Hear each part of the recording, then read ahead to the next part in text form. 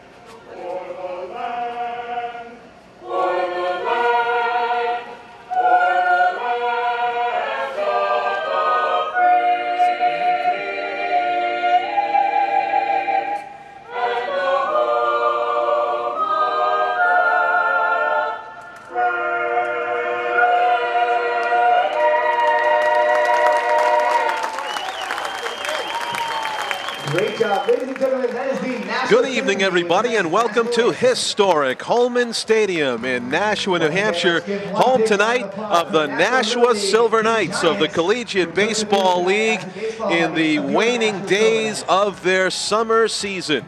Hello, everybody. I'm John Collins along with Tom King. Pleased to be bringing you this Nashua ETV broadcast from historic Holman Stadium. We have a perfect vantage point, Tom, right behind home plate with our brand new crystal clear flat screen monitor. Tim O'Neill on camera. It is an overcast night, a light mist under gray skies, but it looks like we're going to get the game in.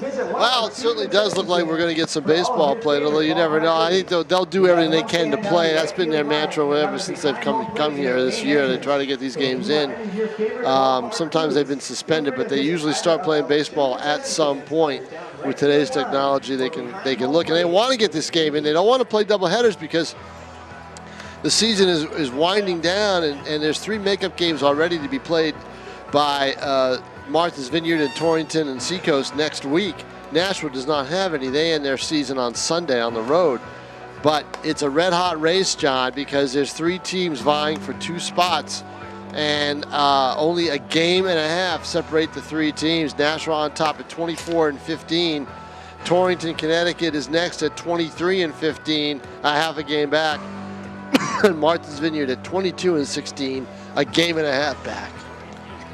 That is Tom King. I'm John Collins, and we are about to see some baseball here at Holman Stadium. You can see the Nashua Silver Knights are in their home white uniforms, and you have the actually, it's purple, take our word for it, the jerseys of Martha's Vineyard Sharks. I believe it's our second look at the Sharks on Nashua ETV since we've been bringing you a couple of these Silver Knights games during the course of the season. With only 4 teams, it's pretty easy to get a repeat. So, but Jeff Fischer is in it. Jeff Fischer is an interesting pitcher. I mean, this is a guy from Londonderry who can really, if he's got his control going, can really do a good job. And he's kept his ERA down for most of the season. Here's Robbie Zinsmeister, the second baseman for the Sharks, who I conjure up an image of him being named by the copy guy on Saturday Night Live. The Zinsmeister. The Zinsmeister. Well, the Zinsmeister's a pretty good ball player. He can really do it. He's a good leadoff hitter. He's a Nashua killer. He really gives this team a hard time. But when you throw like that, Jeff Fischer paints the outside corner. Strike 3 looking. 5-0, 1.73 with his earned run average. So that's a summer to remember for Jeff Fischer right now, and he's really doing the job. Wow, he really picked the outside corner with that pitch, and not much Zinsmeister could do but take a look and take a seat. Swinging bunt first base side, going to take it alone and beat the runner. Eric Jensen, the shortstop, cued that one off the end of the bat, and a nice alert play there by Fischer. Yeah, I was going to say, how many pitchers are going to field their position like that? And G1 unassisted, you don't see that too often because pitchers aren't that athletic, aren't as athletic in terms of being able to field and do a few of the other things that other ball players do. Who's that rotund pitcher for the Yankees there? When he leaves the mound, it's a disaster every time. Bartolo Colon. Yeah. And the grass is wet here, so that's another when he leaves the mound, Colon can't field worth his life. He lost a month of his season because he tried to field a play. Backing up at third base and making a nice play is James Katsarubis across the diamond to first baseman Mark Sanborn. And it's about a 3 or 4 pitch first inning. No, it was like 3 pitches for the strikeout. But a quick first inning for Jeff Fischer. 3 up, 3 down for the Sharks. We go to the bottom of the first inning, no score.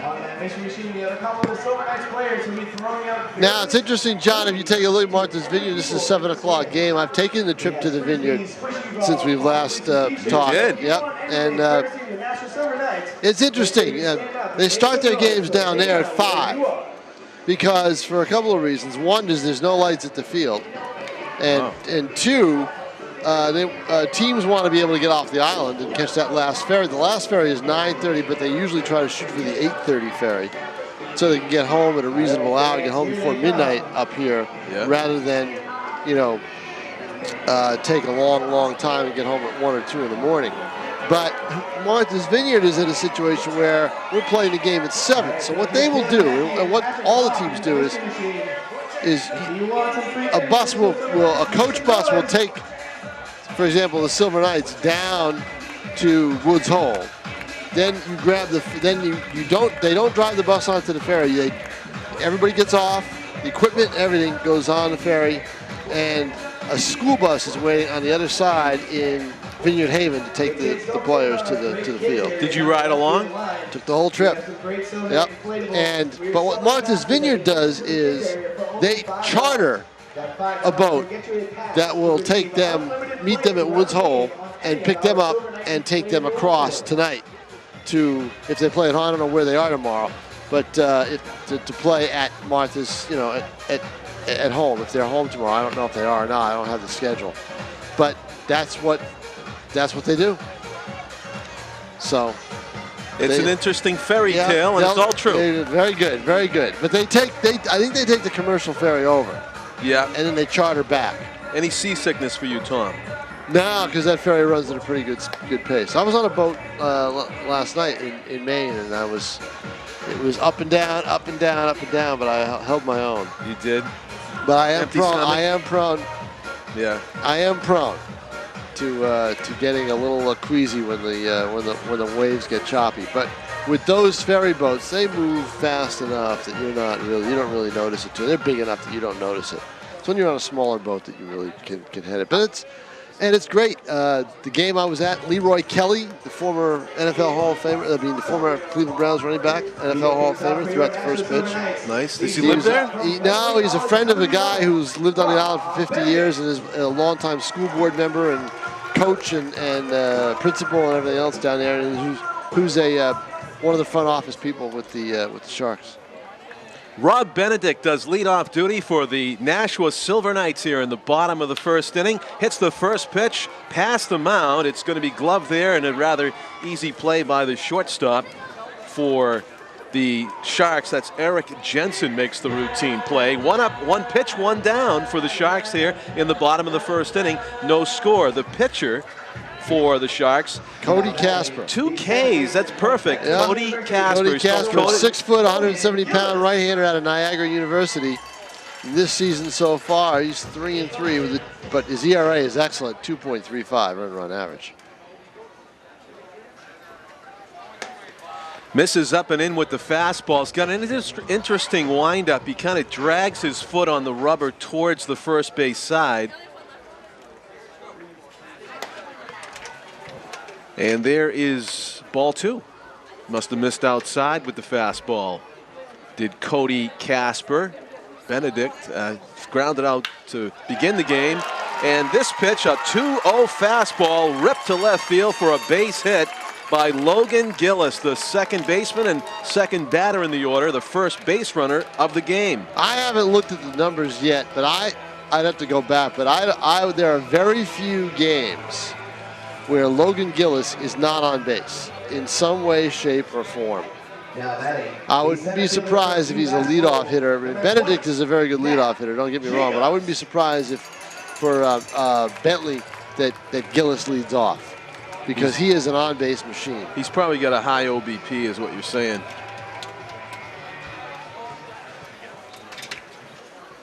And I'm wondering about the on-base streak, though. Yeah. That's what I'm thinking about. He's the league's leading hitter at 371 coming in. So here's Matt Jacobs, the center fielder and the 3-hole hitter for the Silver Knights on a fireworks night here at Holman. They're still on. They're still scheduled despite the inclement overcast skies at the moment. Not raining. Mark Sanborn on deck for the Silver Knights. Yeah, they don't have Logan Gillis's on-base percentage here. That fastball misses down, and it's a 3-0 count. So control trouble here early, getting Casper in a bit of a jam. He has given up a 2-0 fastball single, and now he goes 4-pitch walk. Well, Jacobs is a pretty good RBI man, with a guy with men on base. So they're, but now they're getting to a situation where they're asking for trouble, because two of the best RBI guys in this league are Sanborn and James Katsarobis, who's on deck. This is a tough 3, 4, 5. It's actually a tough 1 through 5. Bottom of the first inning. Ball's in the dirt. Actually hit the umpire's leg on the way to the backstop, and easily advancing to second and third are Gillis and Jacobs. 2 men in scoring position, 1 out for Sanborn. Looked like a breaking ball. It just got past the Sharks catcher, Anthony Corona. Yeah, he might have been crossed up, John. Got a piece of the shin guard of our home plate umpire. This is Sanborn's ideal situation here. Second and third, 1 out. A little surprised he didn't offer at that pitch, but it was toward the outer edge of the plate, the 1-0 fastball. He's second in the league in RBIs. You know who's third is Zinsmeister, the leadoff hitter for Martha's Vineyard. Not bad. Which is very, very unusual to have a leadoff hitter be the third man in the league. In the league in RBIs. Casper's pitch backs up Sanborn, and it's 3-1. Actually, Sanborn's third. Zinsmeister's fourth, so Sanborn is third. He's got 29. He's been stuck on 29 for a little bit. Jeremy Matos, who also plays for the Sharks, their cleanup hitter, he's second with 32 runs batted in. The 3-1 is off the end of the bat. Oh, and Sanborn just got that was a nice pitch by Casper, a little slider that tailed away from the plate, and that's why Sanborn, who was really kind of jumping on it, and took his eye off the ball and hit it off the end of his bat because the ball was tailing away. The 3-2, does he give him a pitch to hit? First base is open. First base open with Katsarubis on deck and 1 out, and double play possibility. I'm surprised they didn't walk him in the first place. Mm-hmm. He did. Hit hard toward the hole. It's gloved there to first base in time. The strong arm of the shortstop, Eric Jensen, gets the out there. A little bit of indecision by Jensen. He was thinking about going after the trail runner at third base, but pretty good speed by Matt Jacobs to get over there. So it's an RBI ground out for Sanborn, our first run of the game. The Silver Knights lead 1-0. 2 outs, runner on third.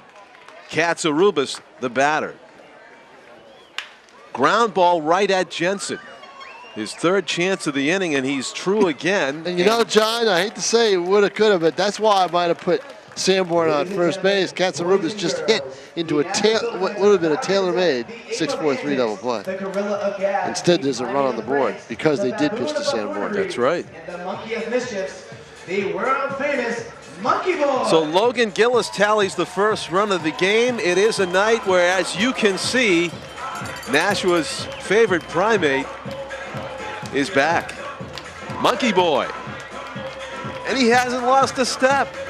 No, I talked to Chris Ames a week ago. I said, when's the last time you put it on? And he said, I do it around the neighborhood. He lives in Fort Myers, Florida now. Who's Chris Ames? Monkey Boy's trainer? Yep.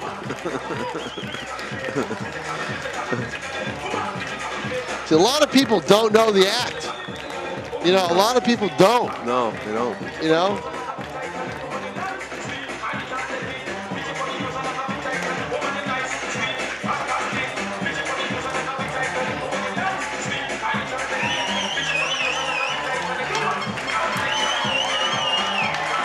Yeah, the people over here, well, they're up standing up because they're screaming for T-shirts on that right side or something, whatever Ames is giving away to people. He's at his best when he's antagonizing the other team, so let's see how they get used to that later on. Yeah, and the umpire, Monkey Boy. which is where he appears to be here headed. he goes, he's going to the umpire. Oh!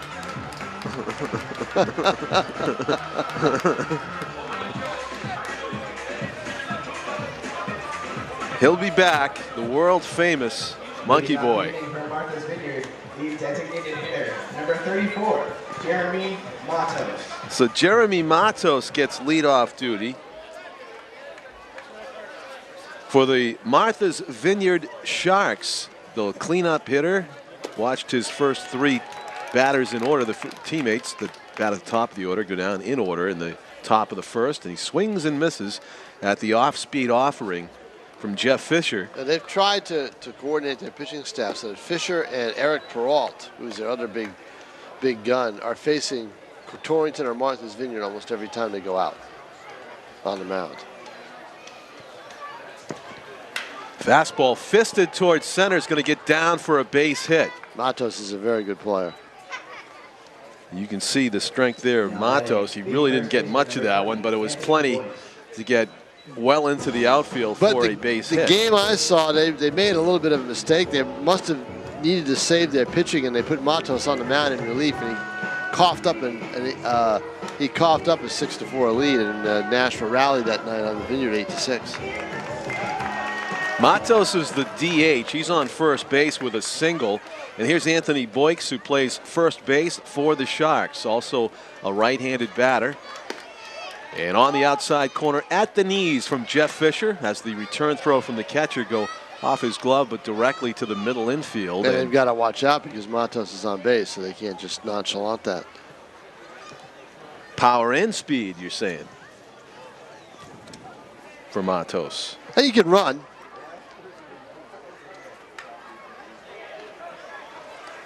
Take a look at his numbers and see if he's got any stolen bases. Anthony Boyks spells it B-O-I-X. Yep. Boyks is how they say it. Sounds like a sound effect. Now, the atmosphere down in the Vineyard, John, there's no stadium. It's basically a high school field. They've added some bleachers, but you can sit up on a hill above the outfield and watch the game, and a little bit down the right side. Wow. That one, did that come in here? It might have.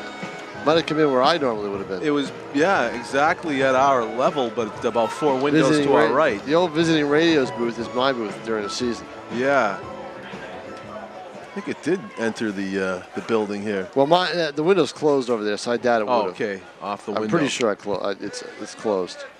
It's a 1-2 count to Boyks. Towards center, charging hard and making the catch. Great positioning and first step by the Jacobs. Silver Knights. Jacobs, the center fielder. Yeah, Jacobs is a very good defensive center fielder. I haven't seen him make many mistakes this year. Always throws to the right base. Very heads-up ball player. Some guys might have played deep enough that ball could have got down, but it's a routine out in the glove of Jacobs, and 1 out in the inning with a man at first base still. Well, you're going to have to take my word for it on how well Matos runs because he doesn't have any stolen bases on the year. But I've seen him on the base pass. He can get around him. He's not a speedster, but he's not your typical DH on the bases. And Corona, the Sharks catcher, is also a very good running catcher. Max Goodman looks at a couple of fastballs above the zone, and he's ahead in the count 2-0. Goodman, the left fielder for the Sharks, batting for his first time in the game, hits 6th in the order for Martha's Vineyard. 1-0. The Silver Knights plated a run in the bottom of the first inning. Logan Gillis coming around to score, and an RBI ground out by Mark Sanborn. That's our only run of the game. Both teams have a hit. As Goodman takes a strike, it's a 2-1 pitch on the way from Jeff Fischer. Changeup gets away from, slipped out of his hand almost. 3 balls and 1 strike. Fischer pitches for UMass Lowell, as Tom said, from Londonderry. 2 umpires they go with here in the Collegiate Baseball League. I wonder if they'll add another for the playoffs. The playoffs will begin next week, and it'll depend on who makes it. If one of these two teams, if Nashua doesn't make it or if Nashua makes it. If Nashua makes it as the top seed, they want to play the first 2 games at home, because Mike Chambers' theory is, at least the last time I talked to him about it, that ball's popped up. It makes its way to left field, where Sean Lyons puts it away for out number 2. 2 fly ball outs after the leadoff single by Matos.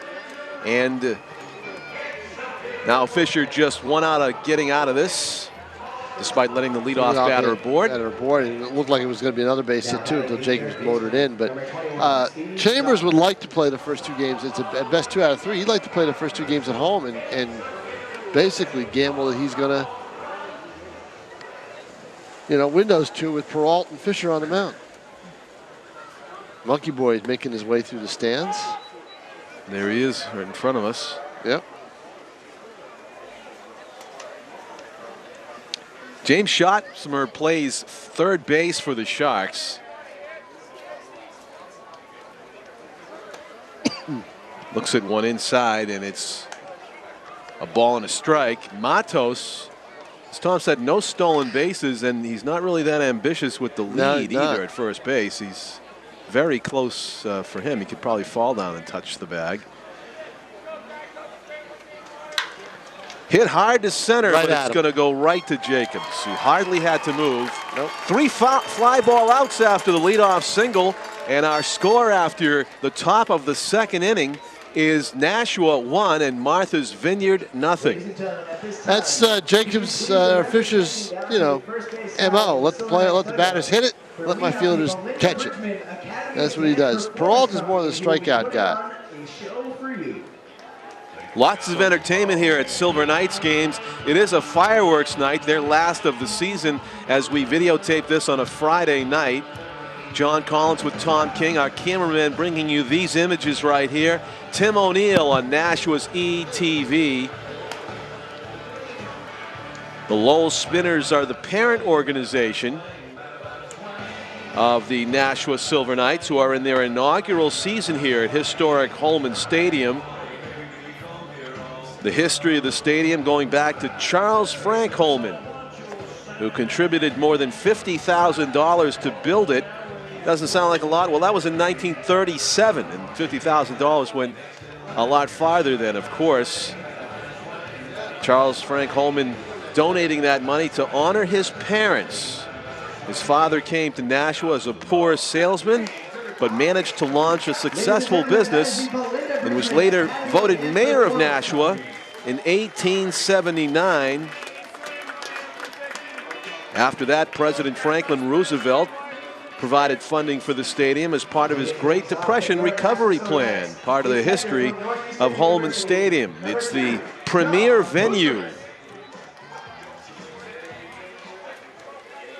in the Collegiate Baseball League, which is made up of 4 teams, including this Martha's Vineyard club. Cued off the end of the bat. Strike 1, the leadoff batter for the Nashua Silver Knights here.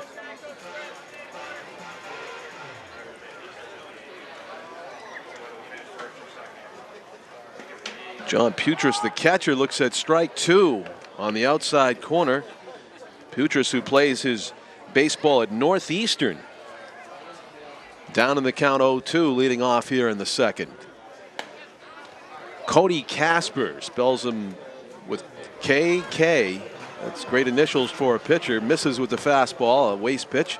It's the 1-2 on the way to Futures. It bounces. That one traveled about 54 feet. 2-2 is the count to Futures. Light mist was falling tonight. It got late early, as Yogi might say. And ball 3. What a 3 difference. balls and 2 strikes. Difference compared to yesterday, which was an absolutely gorgeous day. Yeah.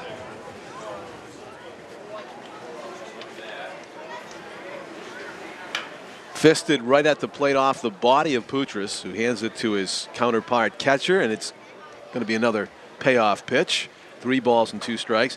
Read a fascinating article in Sports Illustrated this week, Tom, about the speed of games and the clever method that the sports writer, he went back and watched in its entirety.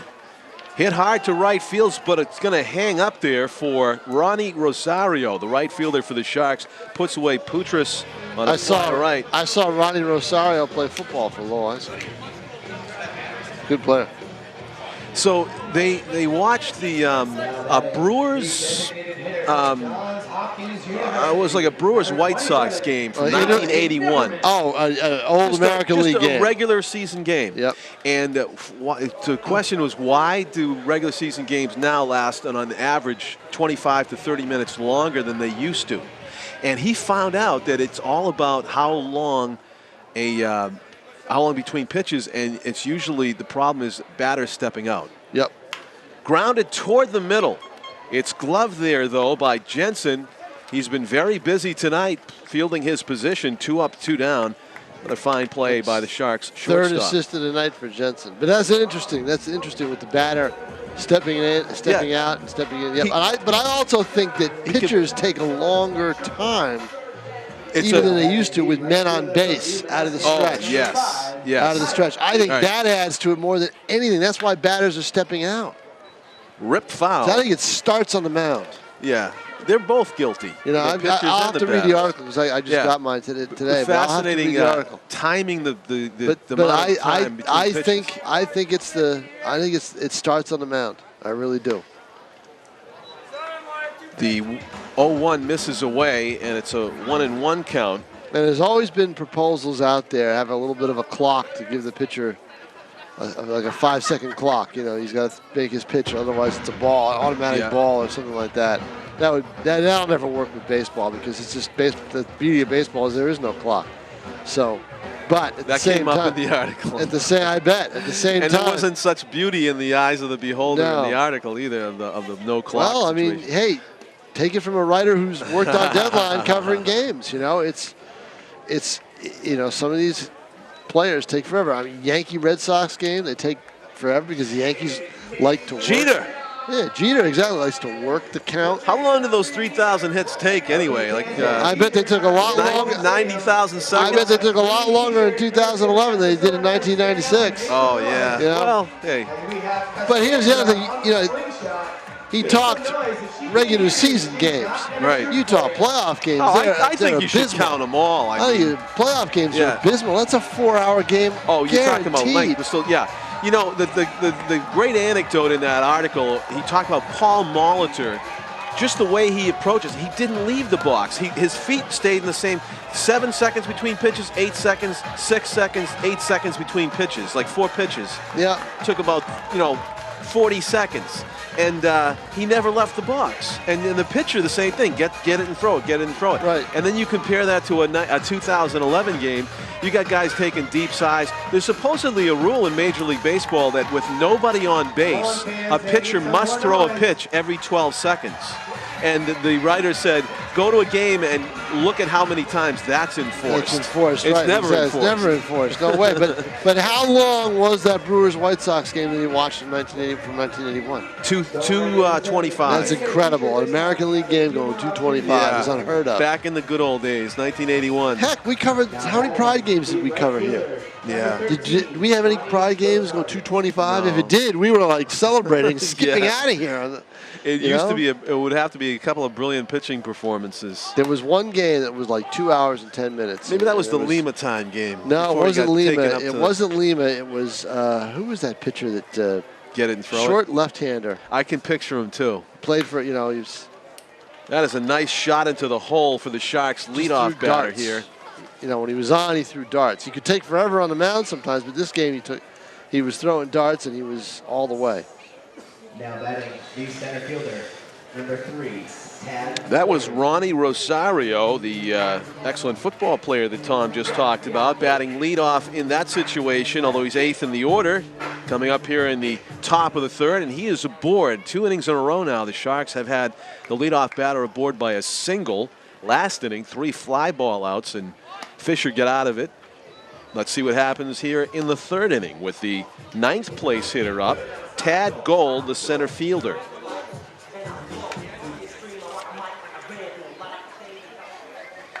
Gold plays at Endicott College.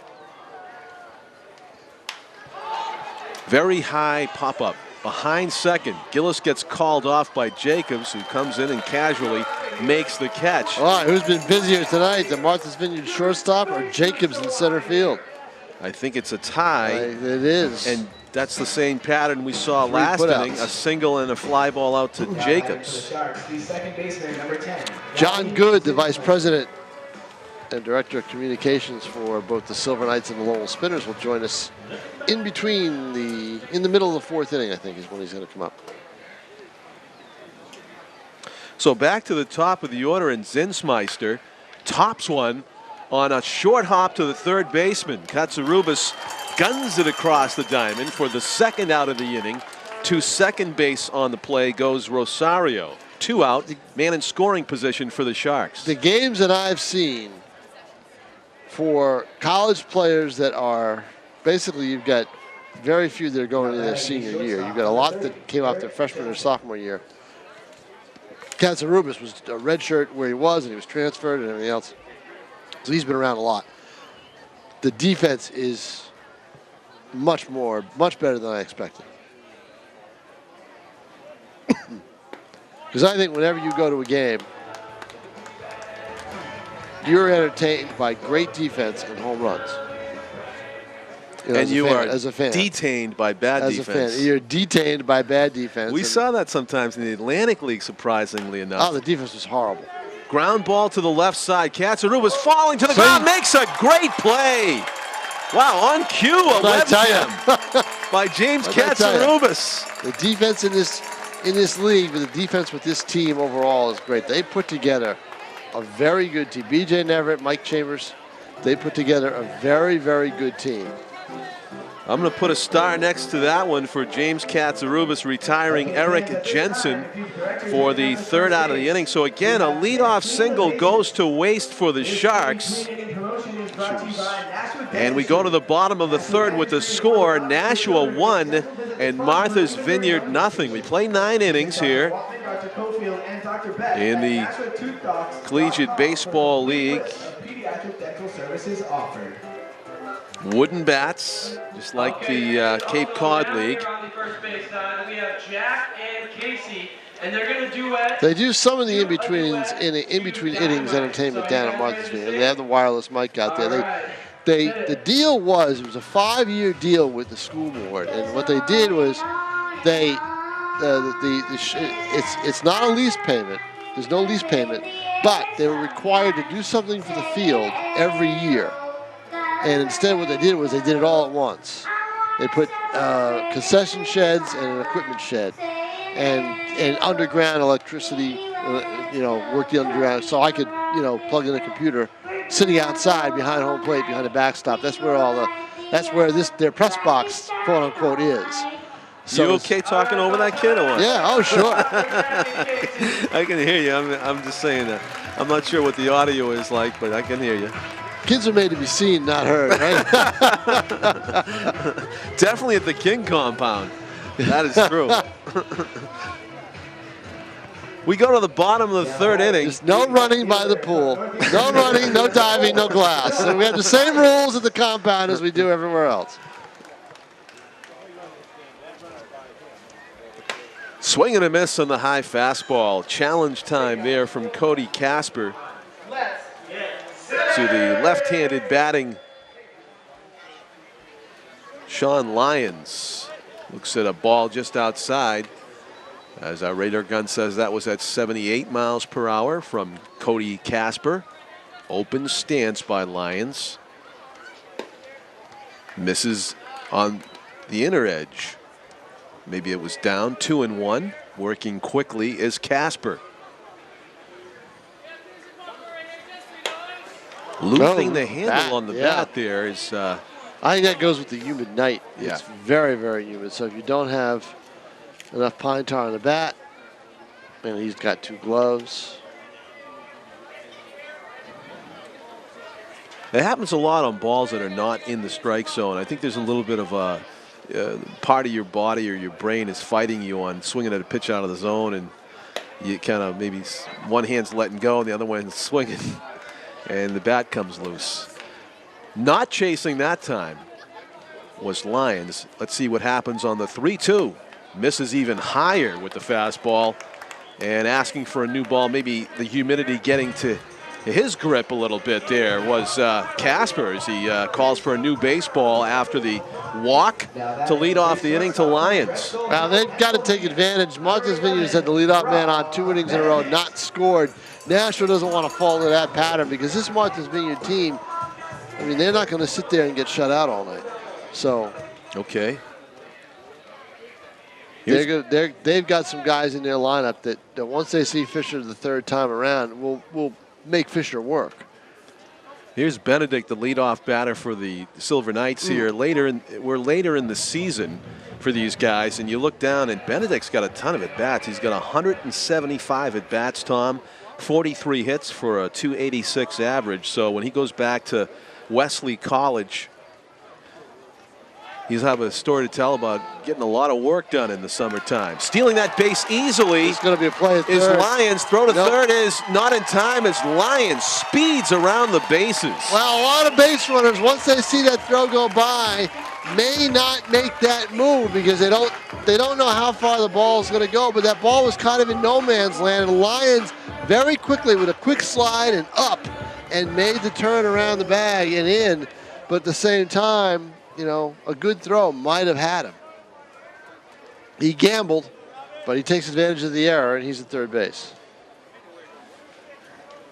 Benedict hammers it to left. It's deep, but not over the head score a run, no. of the left fielder. It is a sac fly for the 2nd run of the game as Lyons, by virtue of his hustle getting him to third, scores on the fly ball by Benedict. So there's the difference, John, that I see is Nashua sending Lyons, whereas Martha's Vineyard has the leadoff man on, and they don't do anything to move him around. Twice, exactly, 2 times in a row. And the scoreboard reflects it. 2-0. So Logan Gillis bats with a clean slate here. 1 out, nobody on. He singled sharply his first time up on a 2-0 fastball. Now he's ahead in the count again, 1-0. The pitch. Grounded up the middle and into center field. You can't give Gillis a 2-0, 1-0 fastball without him doing some damage. No, he has had a great summer. Now Martha's Vineyard's not afraid to run. Zinsmeister has 24 stolen bases on the year. Speedmeister. Yeah, and you go with Garrett Autry, he's got 4. Jensen's got 6. Boyks has 5. Rosario only has 4. That surprises me because Rosario was a speedster when he was in high school. And no one really, the only other player with more than 5 is Tad Gold. He has 7. Matt Jacobs batting now for the Silver Knights. Walked his first time up. So the guy you want to keep off base in a close game is obviously going to be Zinsmeister with 24 stolen bases. Now, if you're the Sharks, do you pitch out here? How many stolen bases does Gillis have? Yeah, I got to look that one up. All right. He's got a nice lead. It's an 0-1 count, though. Throw to first base. He's definitely looking to go. There's no question about it.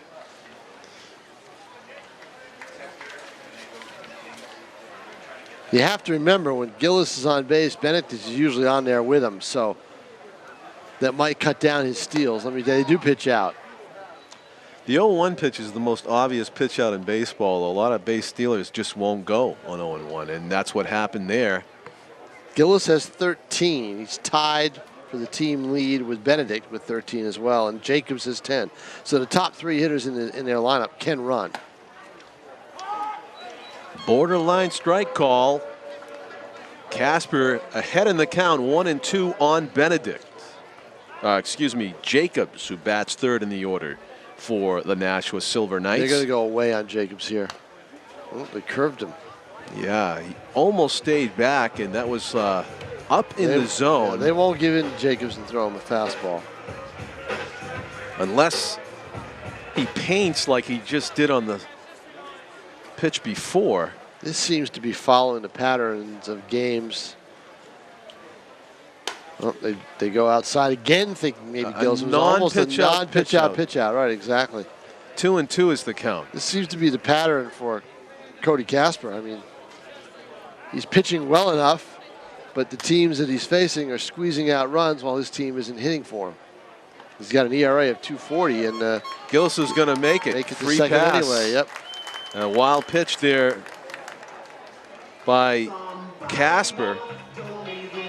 Doing his best to corral it was Corona, but it just slipped about 10-15 feet to his right, and that was plenty for Gillis to get into scoring position with 1 out.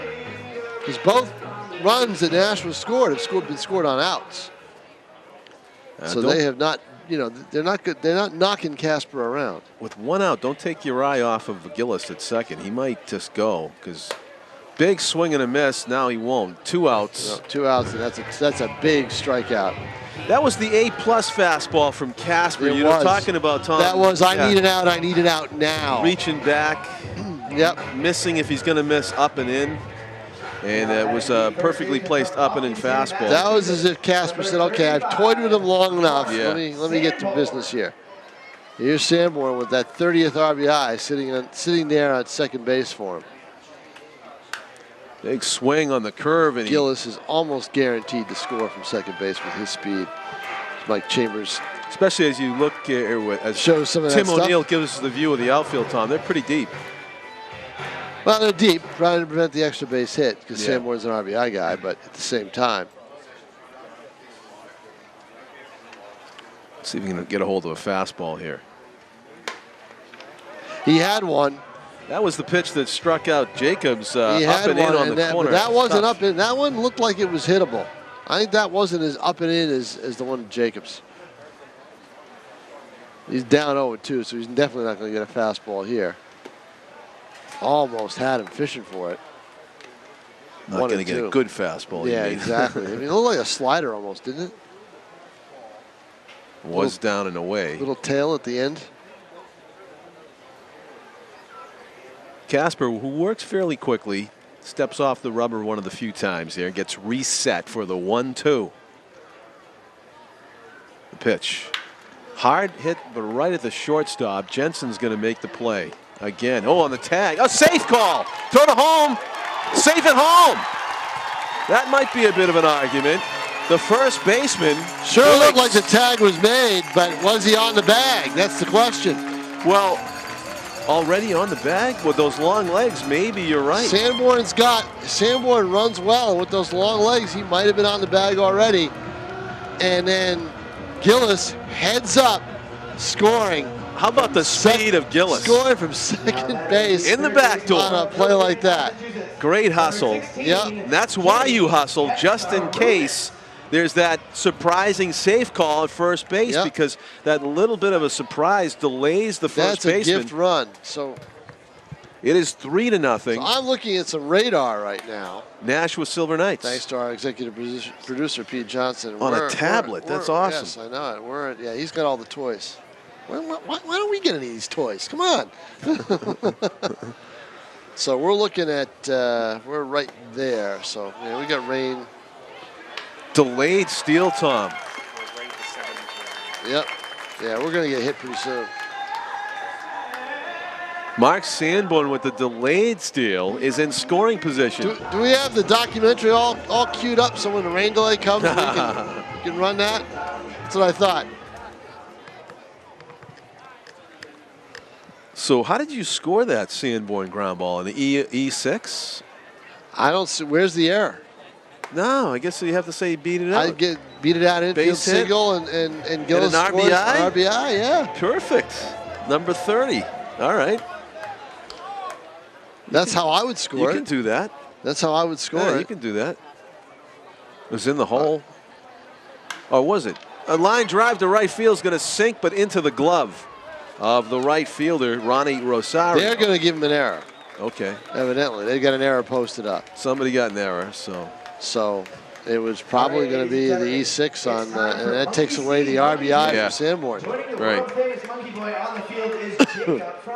Now, if this were the Atlantic League and our old friend Roger Pepper was scoring, there'd be somebody coming up here to talk to him after the game. Yeah. That was because players use stats to get on to the next level, and they were very, very sensitive about them. And that produced some scary moments for the official scorer during the Atlantic League of Professional Baseball days here at Holman Stadium. When the Pride called this home, they would often get visited by some of the players who wanted to improve their stats or get the best ruling on a stat. We're watching the monkey see, monkey do presentation by Monkey Boy here. Now the umpire's already been, dissed once, and he gets it again, and now I just want to see. He wants. Yeah, you got as a kid slap the umpire in his rear end. Yep, doesn't want to do it. See, that's how umpire abuse gets passed down from generation to generation. Exactly. Or from species to species. You've got one unwilling participant out there on the field.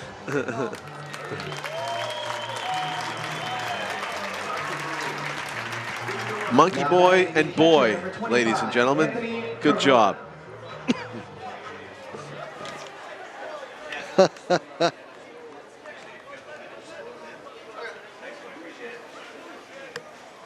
Anthony Corona is the catcher for the Sharks. He bats in the 3rd spot in the order, and he looks at strike one. 76-mile-an-hour curveball from Jeff Fischer. I talked to Corona down on the Vineyard. Players, travel wears on him a little bit. Does it? In the dirt. But I think they got their second win. They hit that lull right around the 1st or 2nd week in July where they were really, really kind of like, wow, what did we sign up for here? Slowly hit up the middle. Look at Corona. Corona can run as a catcher. He's not a bad running catcher. But paying him the respect he deserved was Benedict, who really didn't waste any time getting rid of it. Hustled that throw. Yeah. But we've got, let's see how long we can hold out here before those storms come in. The radar looked like we were getting hit. Yeah, it looked very, unfortunately, ominous. Very colorful yes, radar and ominous. I'm not into color in July. I don't like either of it. Like oranges and reds. Yeah, no, I don't like those colors at all when I look at a map.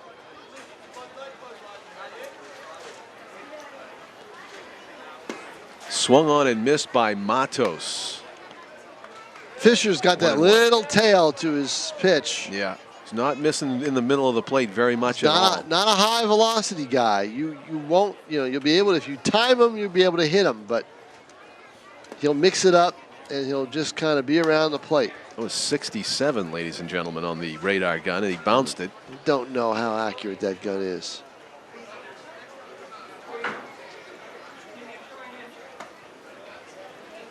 It's been about the only question I have as to with this operation is the radar gun, because it's a pretty smooth running one here. That's Tom King. I'm John Collins. You're watching Nashua ETV's broadcast of the Nashua Silver Knights game versus the Martha's Vineyard Sharks here at historic Holman Stadium. Our cameraman is Tim O'Neill. Our executive producer is Pete Johnson. As the Sharks bat in the top of the 4th inning, trailing the Silver Knights 3-0. Nashua on top. As the Knights pitcher Jeff Fischer throws, and it is a topped ground ball. Wow. Katsarubas. Something wrong with Matos. I talk about how well he runs, and he could not get down to first base. That explains why he wasn't running. Yeah. When he was leading off. He's got something wrong with him. Look at him. Look at the gait he's got. A little bit of a gait as he runs back. Very stilted running style right now. No, he's got something bothering him, no doubt about it. You know, and you talk about the travel schedule and just the sheer number of games these guys couldn't be used to, and some of them first-year players here in the league, and you wonder if it's just deep soreness rather than an injury, you know, for some of these guys. College kids, John. Yeah, they're young legs. The college kids, yeah, come on. You've been hanging around the over 30 crowd too much. You're probably right. Your baseball league. You're probably right. You've been hanging around the John Ropers. I see that a lot. The John Ropers in this world too much, you know? Exactly. I know it. I see that kind of gait a lot in my league. I know you do. You're right, I forgot. I had that kind of gait the first time I played 9 holes this year. That was a few weeks ago. 2 outs in the inning. Anthony Boyks is the batter. Oh, my hamstring. Foul tipped into the mitt. As he got the 2-0 fastball he was looking for, Boyce just couldn't straighten it out. He flied to center field his first time up. Living on the edges of the plate is Fischer. That one was maybe a little bit smidgen toward the middle. Boyce again fouls it off though, and it's 2-2. Somebody making a nice catch to our right off camera here and gets a round of people applause. Who have the greatest shot at foul balls are the ones above us in the luxury suites. I think I've watched 2 hitters from up there. Good place to watch a game. 3-2. I won't say what I'm about to say because I don't want to jinx anybody. And the 3-2 pitch is grounded past the mound, and so Gillis had it play him basically. He was backing up on a very sharply struck grounder and it went off his leg. So that's official score decision again. But bottom line is with 2 outs, Anthony Boyks is aboard. I'd score to hit. All right. That's what I would score. It was deep in I was on the outfield grass. Questionable whether he would have been able to get the runner, but they're going to give him an error. So it's E6 or E4 rather. E4. I was going to say that Jeff Fischer hasn't walked anybody yet. I knew that was coming, but Goldman flied out to left field his first time up. Max Goldman to hit now with 2 outs and a man at first. Bunts foul towards the on-deck circle of the Sharks.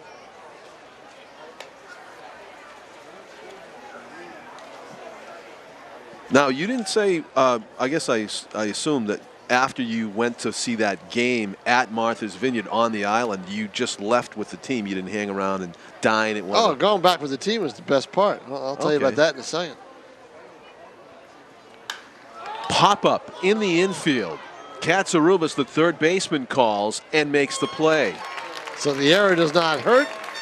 And we're in the middle of the 4th. Hopefully John Good will be up soon to talk. I'm just looking to see at Fischer and see how many base on balls he's given up. You know how many hitters he's walked all summer? How many innings? He's pitched 52. 52 innings? Well, actually, guess. now let's go. Let's give him 4. He's pitched 56 now. All right, I will guess based on his performance tonight that in 56 innings he has walked 10 batters. Very close. 9. Wow. Very good guess. That's great. 9 batters all season long. That's great. I'd like to play behind a pitcher like that. Well, that's just it. That's why I think their defense is so sharp.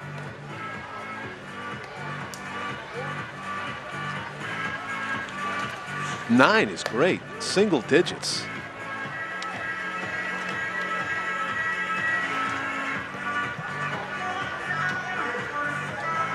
Our Silver Knights mascot having some fun with the kids on the field during the game. They have walked the second fewest in the league at 130 compared to Torrington, which is 127.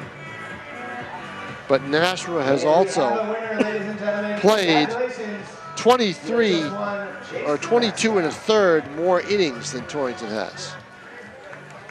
Ladies and gentlemen, earlier this season, the Seacoast Mavericks team and the FCBL... Very affordably priced entertainment here. The Nashua Silver Knights at historic Holman Stadium. Recommend you take it in if you haven't already. Matter of fact, the 2012 season tickets are now on sale. And the 2012 season ticket holders get 15% off all merchandise for the team. Something to keep in mind. You can look it up on the website. They were able to put those tickets on sale once they reached a tentative agreement with the city to extend their lease 2 years. They had 5 one-year options, mutual renewable, which I don't think would have been too bad to keep, but they opted. They wanted something more permanent to show the fans.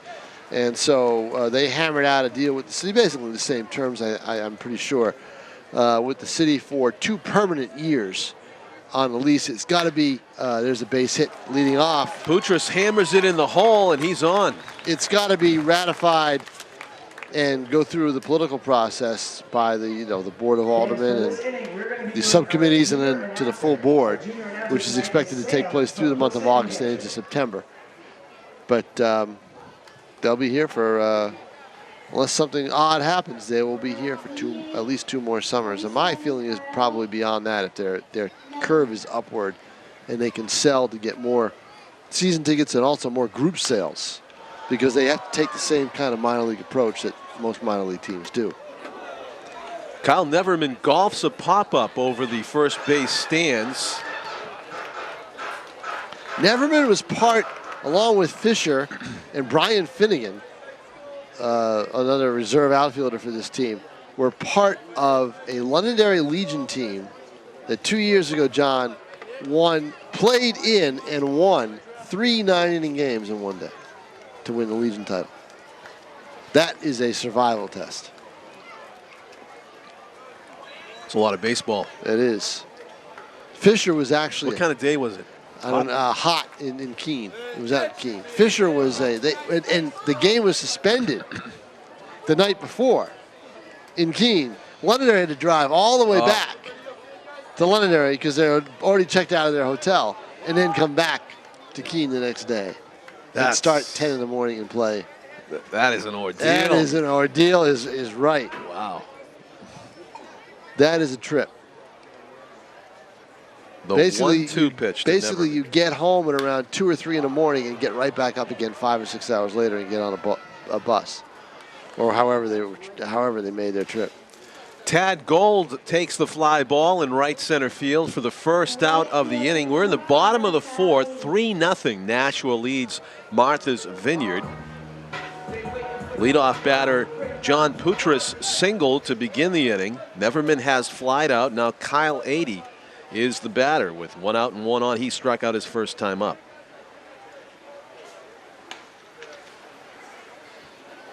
Throw to first base. Putras drawing 2 throws over there, getting some respect as a base runner, as a catcher. In the dirt.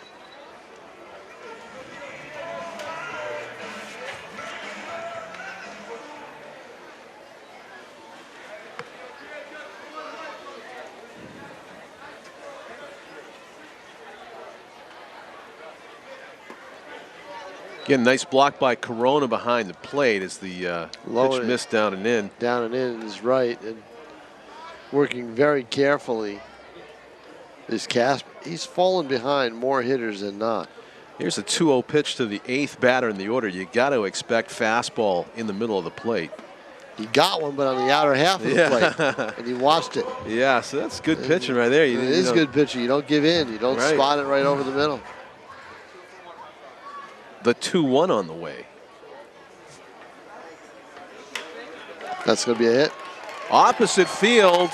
Falls in there. Just a little dink and dunk. So 80 serves it out and gets aboard. To second base goes Futures. A bit of a rally going here for the Silver Knights as Sean Lyons comes up. He has scored one of the 3 runs. Well, what I like about Nashua is their aggressive nature. They've been aggressive all year long. And they rarely, you know, if you got the other, they rarely let the other pitcher wiggle off the ropes. If you got them on the ropes, they usually attack. And that's what I expect from Lyons and Benedict, the next 2 hitters. They'll be up there swinging away. Bunted foul. I didn't expect bunt. No. I don't know why he would bunt, and that's unless he's bunting for a base hit.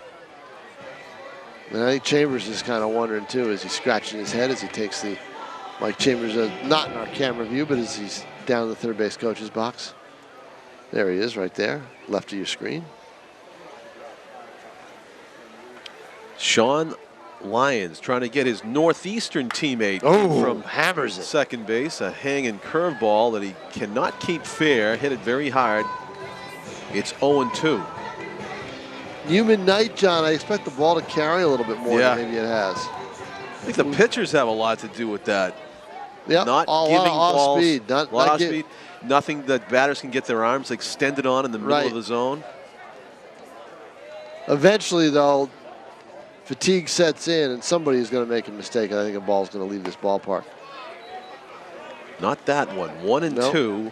It's again careful with the count in his favor. Well, Casper has been careful with his 0-2 pitches, but he hasn't wild pitched them. He doesn't want to advance these runners to second and third with only 1 out. Topped foul. Stays 1-2. Still, nothing Lyons can sink his, no pun intended, but nothing that Lyons can sink his teeth into. Shark reference? No, not Lion. intentional. Lion reference. Lions reference. But you're right, it is a Shark reference too. And yes, they do play the Jaws music down in Martha's Vineyard. You still owe me that story about the way home. Oh, after this pitch here, 1-2. Take something off, and it's 2-2. The way home was basically you're waiting at the end of the field is in a state forest region, and it's you're out in the middle of the woods, and so the players are all waiting by the entrance to the field for the bus to come by. And I don't know if it's pre-planned that they go to the Oak Bluffs instead of Vineyard Haven on the way home, but they go to Oak Bluffs as that pitch is low and away, and now the count is full as Lyons has done a good job to work that count. But the drive to Oak Bluffs, a lot of traffic around the ferry area, where they pick up and drop off. So they just stopped the bus, and we got off the bus, about 500 yards away, and had to scamper to the ferry. Foul back, to get the 8:30 ferry at 8:30. Wow. Last one's on it.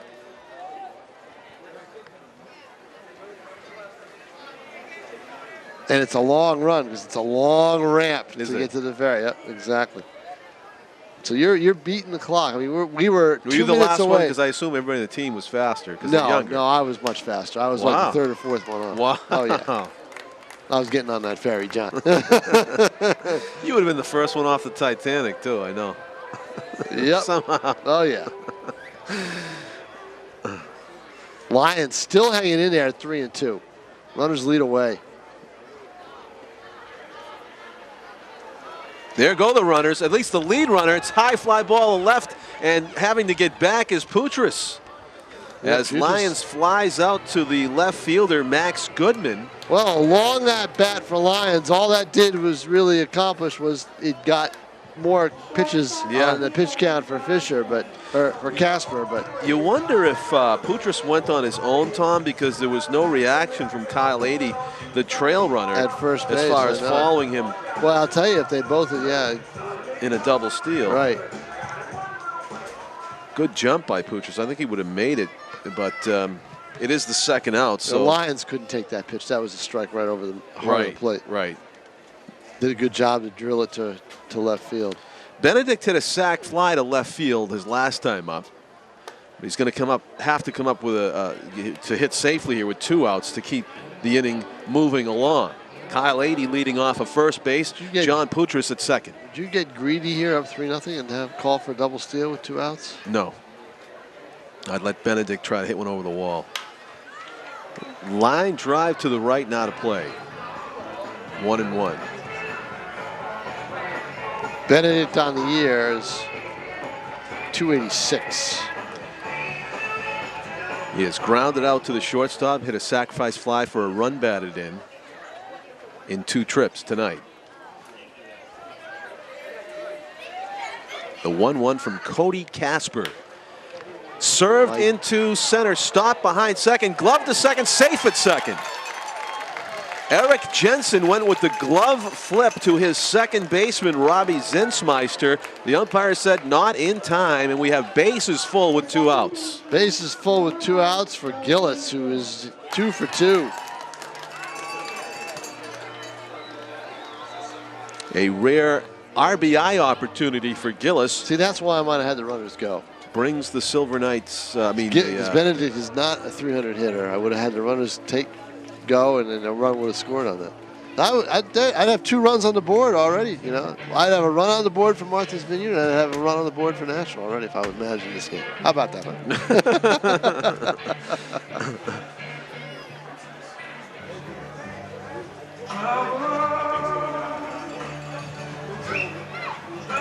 That little chat on the mound is going to be broken up. But you would have robbed us of a grand slam opportunity here. This could be the story of the night. That's why you never know what's going to happen in baseball. Gillis got a home run threat. Is he homered yet this year? Let me take a look. And he's got 2 homers on the year with 21 RBIs. Has he homered here? That's what I'm wondering about. Tell you what, Cody Casper just came right after him with a first pitch fastball at the knees over the heart of the plate. So it's 0-1. Broken bat on a few hops to second, and that is the 3rd out of the inning.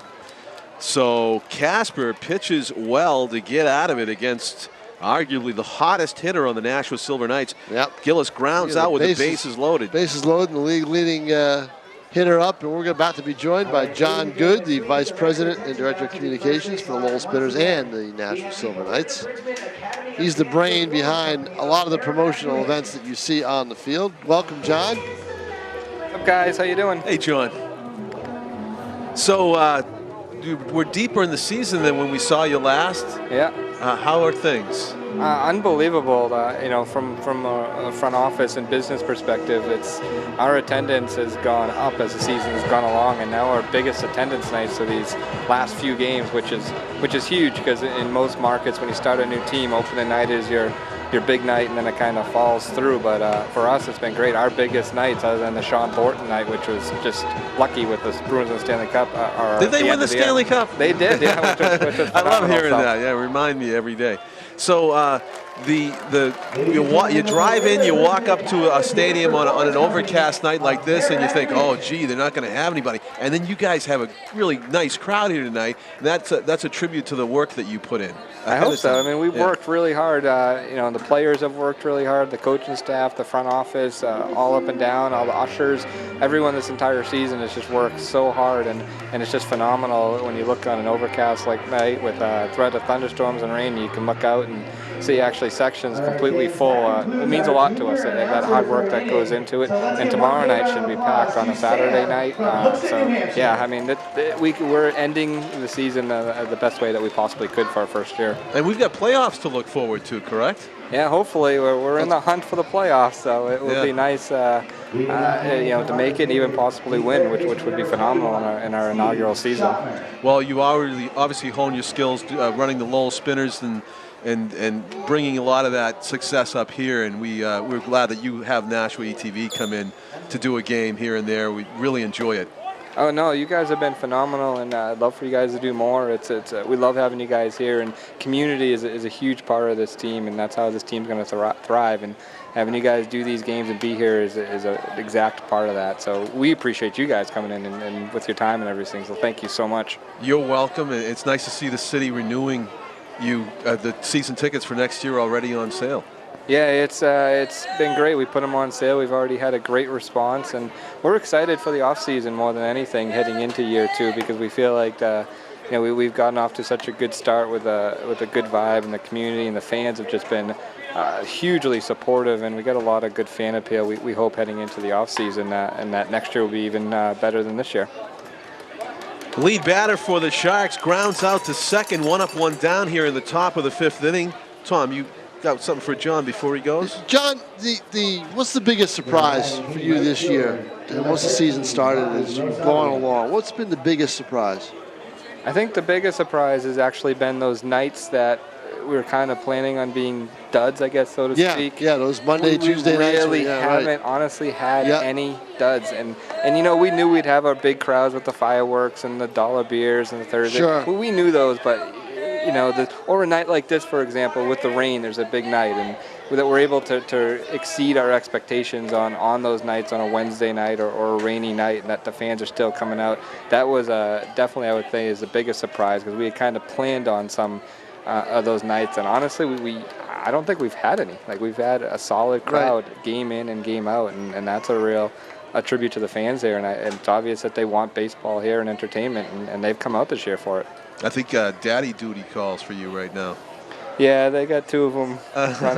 They just follow me around. I don't know who they are. They just kids are following you around. They just seem to follow me wherever they go and stuff. So, but they love coming to the park. It's a huge thrill for them. Thank you very much, John, for joining us. Thank you guys again for coming out. And thanks, John. And thank you so much.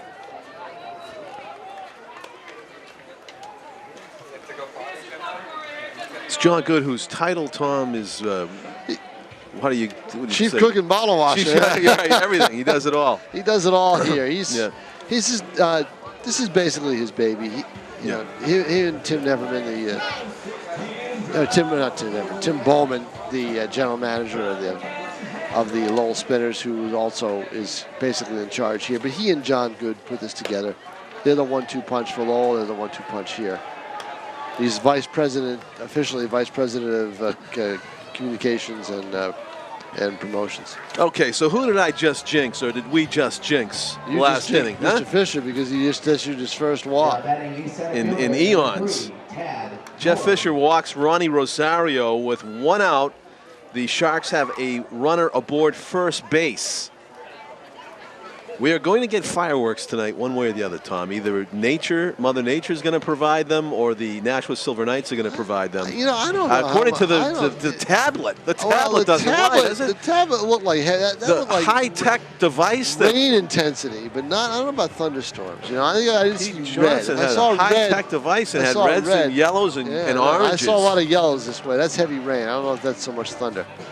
We'll see. But we're moving along here. We're in the top of the 5th inning, as Fischer peers over his front leg, grounded back to Fischer, to second, for 1, to first, not in time. Safe at first base, hustling on the back end of it was Tom Gold. Well, Fischer hesitated a little bit, and that little hesitation cost him. He got the back, the ball back to the mound, looked at second base, and hesitated before he threw, because he had to wait for Benedict to get over there. Yeah. And then Benedict fired on the first base, but not in time. Tad Gold beats it out on the back end of a fielder's choice. 2 outs, man at first. Back to the top of the order for the Sharks. It's Robbie Zinsmeister, the man who they have to keep off base. First pitch swinging on 2 easy hops to Katsarubis. Guns it across the diamond for out number 3. And a big out, and Fischer is just sailing along. 5 innings of shutout ball. He's only given up 2 hits and walked 1. We are in the middle of the 5th inning. It's 3-0 in favor of Nashua Silver Knights over Martha's Vineyard.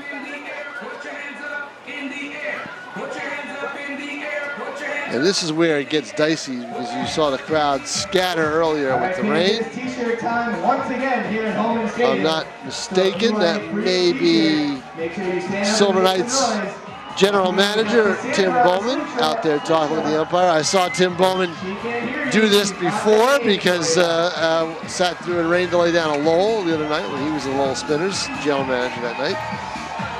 And they took as long as they could to play that game. And the umpires walked the field, and if they didn't like it, they had the grounds crew come back out and rework it. I think, Johnny, you saw Katsarubis make a good throw to get Zinsmeister. You also saw him hesitate a little because the grip of the ball. The ball is damp now. So keep an eye on that with the infielders. As you can see, the umbrellas have come out here on a Friday night at historic Holman Stadium. No heavy rain yet. That I'm waiting for one of these to come through the window here, you know? That had some distance and velocity on it there. I'd love to have been a fly on the wall for that conversation between Tim Bowman and the umpires to see what they want to do in terms of the weather. I think they know the bad weather is coming, and it's a question of whether they want to delay or they want to call it an official game or not. But it's an official game now after 4.5, so this game is in the books. It is, with the Silver Knights leading 3-0. Matt Jacobs, the center fielder and 3-hitter, will lead it off here in the bottom of the 5th as he jackknifes out of way of a called strike on the inside corner. 0-1.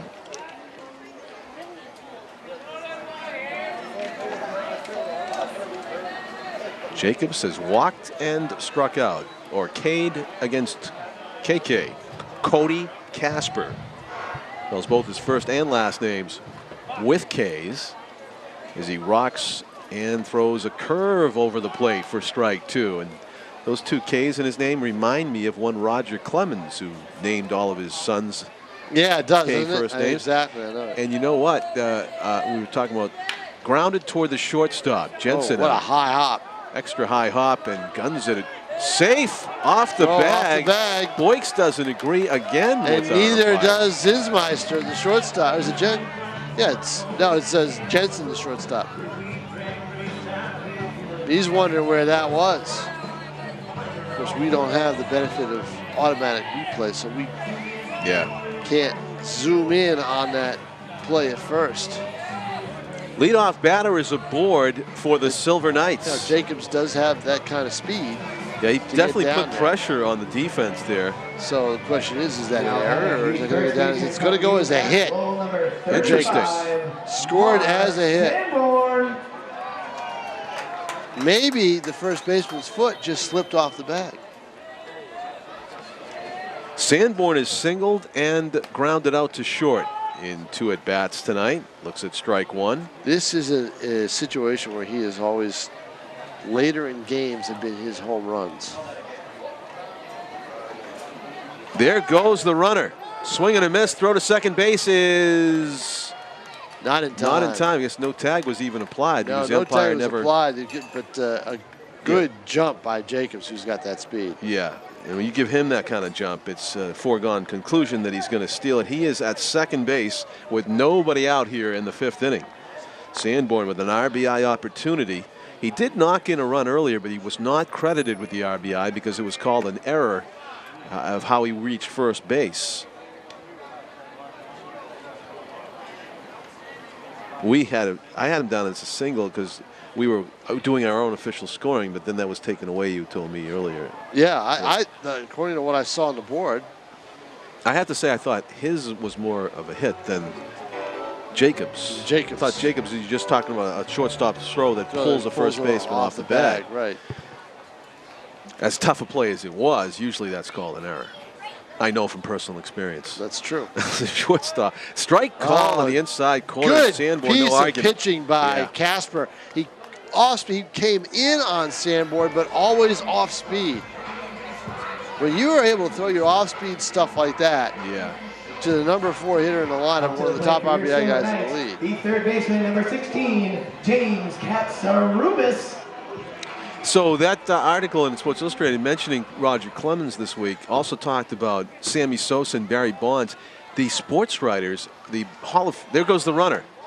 Throw to third is not in time. Jacobs stealing his way to third base. Puch's going to get to third base last time. So they come up for Hall of Fame voting, those 3 guys, under the clouds that they're under in this coming Who's year. that? Bonds, Sosa, and Clemens. None of the 3 will make it. Really? First pitch foul down the not second unless there's some kind of a. As Bob Ryan from the Globe had a great column a week ago. He said, you know, this whole dilemma is you color code the plaques. So color code the plaques in the Hall of Fame. Yep. Wow. In other words, you know, the ones who are, you know, straight in, clean, everything else, one color, and the ones who you suspect that never fessed up, another color, and then the ones who, you know, basically said, I did it, give them another color. Will that open the door for a rose-colored plaque? Boy, that's a good debate. That's a very good debate. That's a pet peeve of mine, by the way, Tom. Pete Rose not being in the Hall of Fame. I think he's done his time. I really do. Fisted over the head of the leaping third baseman for a base hit that's going to knock home Jacobs easily from third. Getting the job done, James Katsarubis, an RBI single. The Nashua Silver Knights lead 4-0 here in the bottom of the fifth. Well, maybe pretty soon that Jeff Fischer has done his, not Jeff Fischer, but Cody Casper's done his time. Don't know how long they're going to leave him in. He's allowed 4 runs on 7 hits. He hasn't been hit hard. What may come in the future. Hypothetically speaking, if we make the playoffs, we will be hosting the first game here at historic Holman Stadium Thursday, August 4th at 7:05. This game will be dollar drink night. Again, that is the first playoff game, hypothetically, Thursday, August 4th at 7:05 p.m. Now, I think you just heard it at home, fans watching Nashua TV. As our public address announcer here at Holman Stadium just mentioned, it appears if things continue the way they're headed, on Thursday, August 4th, the Nashua Silver Knights will be hosting a playoff game on Dollar Beer Night here at Holman Stadium. So a lot of excitement in the air. Grounded. They got to make it first. Right. Fielder's choice. No chance for the double play. 2 outs now in the inning as Futures, who had singled and flied out, hits a fielder's choice. And I wonder whether the catcher will be running or not. With 2 outs. Well, he certainly drew a lot of pickoff attempts last time he was on. He did draw a lot of throws over from Casper. It is damp out there. I mean, you can look at the umbrellas. The umbrellas are not just up there for sprinkles. Big swing and a miss. It is coming down. Take a look at the lights. Yeah, it is. I can really see it for the first time. You can see it. Fans can see it now at homes. Tim O'Neill aptly shows the lights and a little bit of drizzle around it. Misses low, 1-1.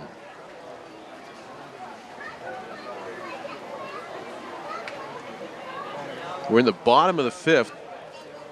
The Silver Knights have a 4-0 lead over the Martha's Vineyard Sharks as Cody Casper slips twice. His feet and the ball, I think, came out of his hand funny and seemed to do a pirouette after he let it go. But he's right back on the rubber for the 2-1 pitch to Neverman. Straight back to the screen. It hit. You could hear it hit the railing through the netting as the ball ends up to the right of the catcher, Anthony Corona.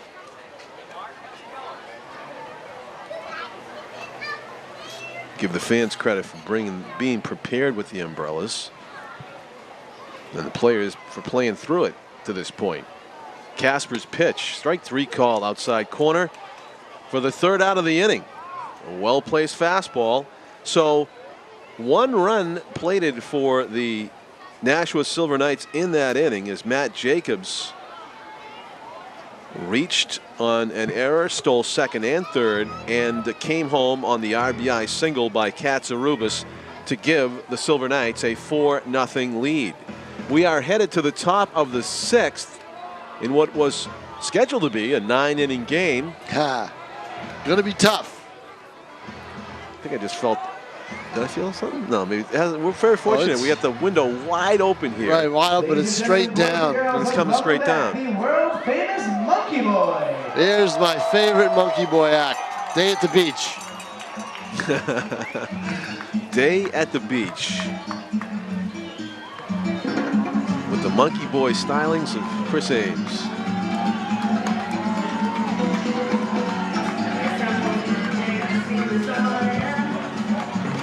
Still got it. Still got those glasses. Yep.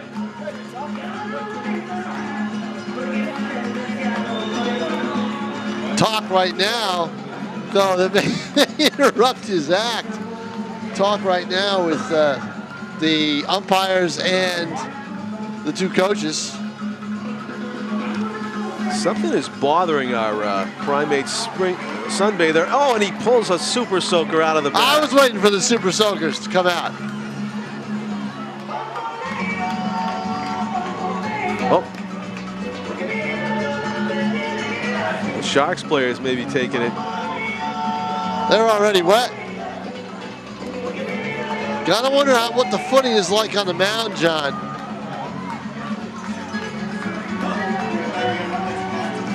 A lot of talk going on between Mike Chambers, who's gained some very valuable experience in his first managerial job.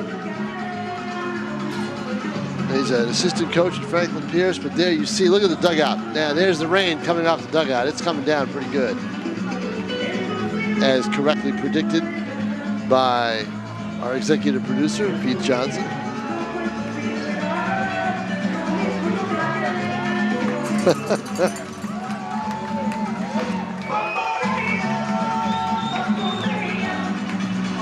Decision is about to be made, Tom, and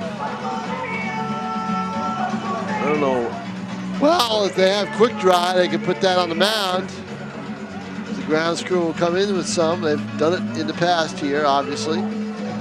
I just saw the. But there's a lot of talk going on. We are in the. We have played 5 innings of ball here. It's 4-0 in favor of Nashua.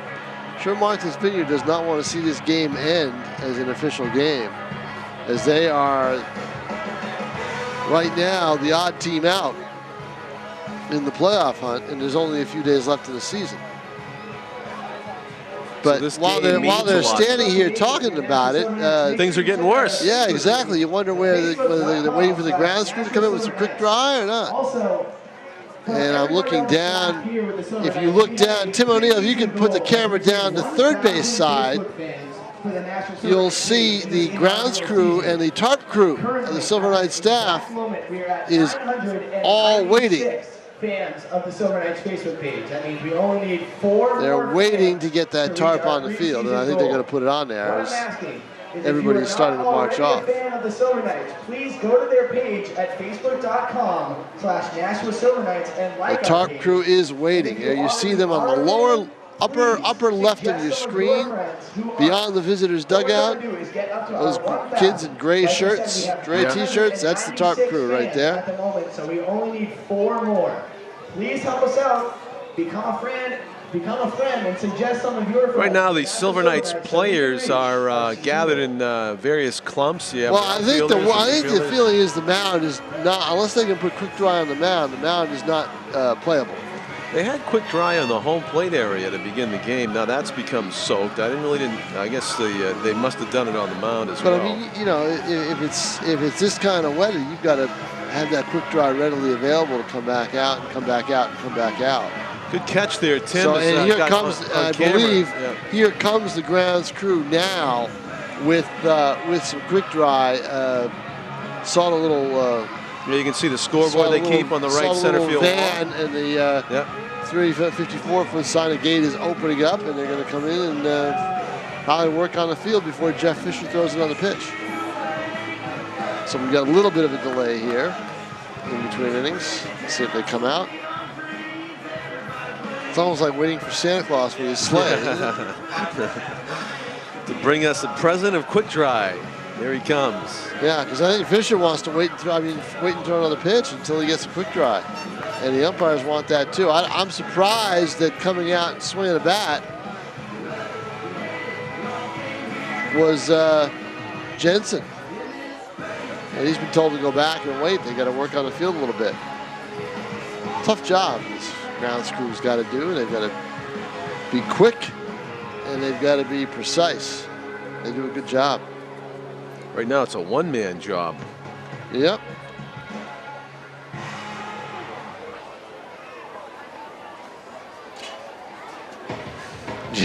You know, we had one guy doing the work and rake. 9 guys standing around watching him. So yeah, I know. What does that remind you of? Yeah, really, I know. Exactly. Huh?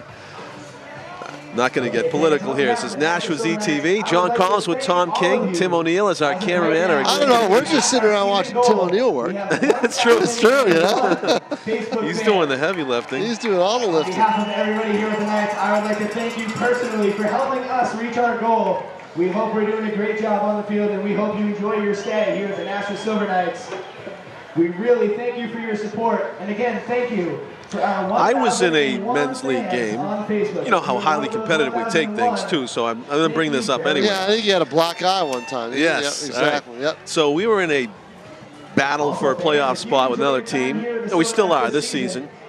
And it was a rainy night, so it's very similar to this, at Ferrillo Field in Woburn. And the game was going along. We were down by a run to the visiting team. The visiting team batted in the top of the 5th inning, leading by a run. They did not score. We came up to bat in the bottom of the 5th inning, and then the umpires decided that the mound was too muddy to go on. And our argument was, how come the visiting team got to bat in the top of the 5th inning, but they can't go on in the bottom of the 5th inning? And it was just an unusual situation where You're just trying to weasel out something, you know. Come on. They you know, called it after the visiting team got to bat, already leading by a run, and just wanted to play through it, just one more half inning, you know. Well, they had that problem down in the Vineyard. They've got to decide. They've had games suspended by fog. There's games, you know, called after. I don't know if they've had a game called after 8 because of the time. But on this game with Nashua that I went to, it was very close. I mean, if that game had gone another half inning, they wouldn't have been able to do it.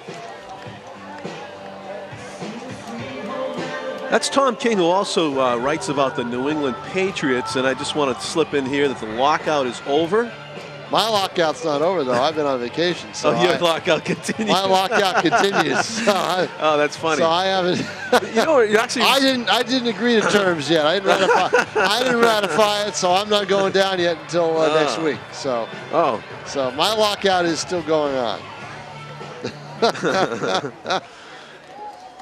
You know, Jeff Fischer is the name of this pitcher for the Nashua Silver Knights, right? Is still the coach of the... No, he's not the coach of Tennessee anymore. He was fired. Yep. He was fired. He spells it differently, too, by the way, Jeff. This Jeff Fischer spells it Geoff. Okay. Well, it did remind me of the football season, and it's just a big relief to a lot of people that the whole industry of football won't be screeching to a halt. Talking about the players getting 55% of the revenue, and the revenue is going to be something like $8 billion. And there's a lot of side businesses like sports writers that somewhat make their living off. A little bit, you know. I got a football. call from a Seattle radio station while I was sleeping in my warm about hotel the Patriots bed. pickups? About they wanted me to come on and talk about Albert Hainsworth. I told the producer, I said, "Oh, when did they get him?" That was news to you yeah, because you were on vacation. To me because I was away. You know? Amazing, yeah. So I said, "Well, Albert's going to have to wait till." I said, "Albert's going to have to wait till Monday." That's funny. You know, I heard that he's not officially on the team till he passes the physical.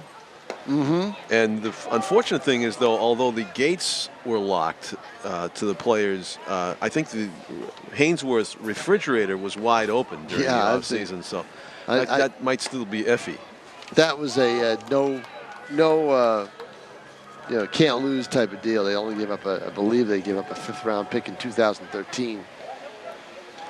Money-wise, I don't know. I know they didn't guarantee any of his money. But the rain is really coming down now. I don't know how long they're going to be able to continue this game. Base hit to center field for the leadoff batter for the Martha's Vineyard Sharks. Already, Eric Jensen singles to center. Already Fisher's cleaning off his spikes, as you can see there in the middle of your screen. Corona has grounded out. They only did the quick dry, John, around the mound. They did not do any quick dry around home plate or anywhere around near any of the bases. Right. So tough sliding for anybody. So I don't expect to see Jensen go. In fact, nights like this is when you stop sliding and start sticking. Yeah, exactly. High pop-up behind the infield. Gillis is going to call off his shortstop as he had a nice angle on it, and he puts it away. One out here in the top of the 6th, and Jeremy Matos will come up. He has grounded out and singled and has been running very gingerly tonight. Number 34, Jeremy Matos. And this turf cannot help him any. This, not turf, but this surface. Yeah, wet surface right now. It's hard, too, usually. I think it's going to start turning to mush pretty soon. We are in the 6th. It's a 4-0 lead for Nashua. On a rainy Friday night where they're supposed to have fireworks, but that's got to be tentative right now. Yeah. They might keep those in the bank for tomorrow. Well, I don't think that doesn't work because they start at 5 on Saturdays. Right. It's just not quite dark enough at 8 o'clock yet. Matos dances out of the way of a waste pitch down and in. It's 1 ball and 2 strikes. Nice save there by John Putras, who was able to keep it from going to the backstop. I tell you, when you put yourself in the shoes of the Vineyard hitters, the Vineyard players, you're taking a long trip up to Nashua, and it's a dreary night. Yeah. And you're wondering, how much longer do I want to be out here?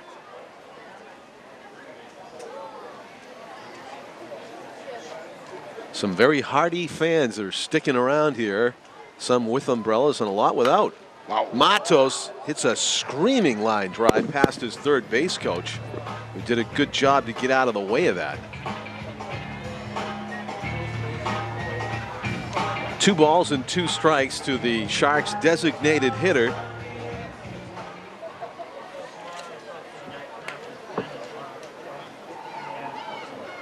Matos is listed as an outfielder. Plays at UMass Lowell. Looks at a fastball outside. It's a full count. 3 balls and 2 strikes. Matos with a terrific batting average. He's got, well, let's add in tonight's at bats. He's got 50 hits. Well, I'll tell you what, I take that back. The Vineyard, in 138 appearances. they won't be affected by the drought. You know why? Because they're probably staying here overnight. Because they're playing here tomorrow, which I wasn't aware of, that they were going to play both games here. So they will be playing here tomorrow, which is Saturday, July 30th, if you're watching this on tape delay, which you are. Oh, that got him. Oh, that's got to hurt. Oh. Wow. And the third base coach is walking it off, Tom. That is everybody's fear when they see it. I've got nailed by a line drive down there doing camera work. That's tough, but that was a screaming shot, but he's okay, boy. He bounced right away. You know, I think it missed the vital spot and got a big piece of his leg or hip, yeah, I think so. And that had to be going $120. That had to be. That was a rope. 3-2 is the count. I mean, Ozzie Smith couldn't have got out of the way of that one. That was scorched by Matos. That was that's YouTube worthy here. Nashua ZTV. I don't know if Pete Johnson does that, but swing and a miss. Matos that's a big strikeout. Boy, Fischer, who's not that big a high velocity guy, reared back and fired a flamethrower there. That was a dart. Yeah. That Matos swung right through, up and in.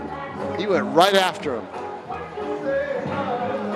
Now batting first baseman number 20, Anthony Boyks. Anthony Boyks has flied out and reached on an error. I mean, these are the 2 games that Nashua can basically assure themselves of a playoff spot, because if they win both, they push Martha's Vineyard to 3.5 back with Sunday, Monday, Tuesday, Wednesday to play. I don't know how many games Martha's Vineyard has left in that span, but which would make their magic number probably 1. Yeah. So golf foul. Sanborn's got a chance. Got it? No. Yes. Makes the catch. Wow. Mark Sanborn, who disappeared from view going over the railing and coming back with the baseball. Well, he's got the reach. He's got the reach. He's 6'6". DJ Boston revisited. Yeah, exactly. No kid, that's right. Exactly. Good. Yeah. Very good. So it is time for the Silver Knights' newest and most favorite tradition. We had a Nashua Pride game here one night where DJ Boston executed a double play on a great catch like that near the railing where the man on third tried to tag up and score. That was the second out. The runner on third would have been the tie run. DJ Boston threw him out at home to end the game. It was a terrific defensive play to end the game. That was great, wasn't it? Remember that? Yep. Yep, it was a Saturday night. Remember what day of the week? 4,000 people in the stands. Yeah.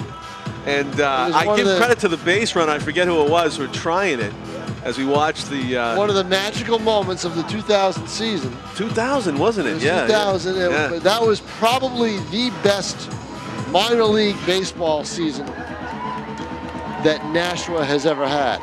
As you watch the Silver Knights take part. It's one of the reasons why this has been a success, because the players have bought in to the promotional stuff. And the college kids, so it's easy to convince them. You can't get a bunch of pros to do that. No. You know? But you're going to get the college kids to do it. So, you know, a lot created on the fly Kevin here. Millar to do it, maybe something like that. But that, remember that night and that 2000 season will probably go down as the best minor league baseball season, the best professional baseball season in the history of the city of Nashua. I don't think there's any doubt about it. In terms of fan appeal, popularity, which is the same thing. Popularity, play on the field, the team that Nashua had, Butch Hobson's return to glory, more or less, he had managed in the Red Sox system the year, but people forget that Hobson managed in the Red Sox minor league system before he took the Pride job.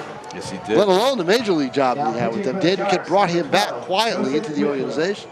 Right. And you are qualified to make that statement, Tom. You went through most of the seasons. All of the seasons. All the seasons in the past 20 years. But there were, like, the Nashua Angels used to be here. Yeah, I did a little bit of the Pirates the last year they were here. That was the only time I ever did a few games here and there. But I covered their departure. But it's hard to imagine that anything would equal that season. You're right, 2000. 2000 was just mad. I mean, you know, the way the Pride front office felt about the 2000 season is basically the same way these people here, the Silver Knights, feel about this season with the fans. They did not expect this. But the Pride really made a huge jump. And that 2000 season alone, with the popularity of Monkey Boy and with Hobson coming in and with the fact they put a winning team on the field with some names and played exciting baseball, you know, put people in the seats. We've seen two defensive gems by the Nashua Silver Knights tonight. James Katsarubis at third base falling down, making a play on a grounder behind the mound, and then right there Mark Sanborn taking one out of over the railing out of the stands to get the third out of the sixth inning. In the bottom of the sixth now, 4-0. Nashua leads Martha's Vineyard. Can they squeeze 3 more innings or 2.5 more innings out of this game? High fly down the line. It's in the foul foul territory area and the picnic area out of play. It's a 2-2 count now. Once again, you know what's interesting too is you don't see any activity in either bullpen. Usually about a 6th or 7th inning, these guys are out of here. Lights are on. Kyle 80 has singled and struck out in 2 trips tonight.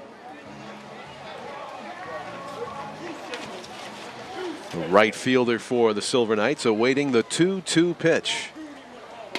Strike 3 called. Very well tossed by Cody Casper. Cody Casper, yeah.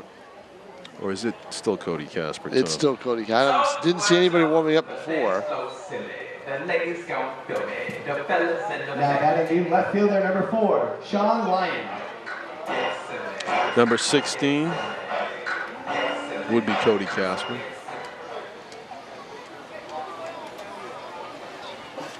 Sean Ryan now, the left fielder for the Nashua Silver Knights, batting with 1 out and nobody aboard.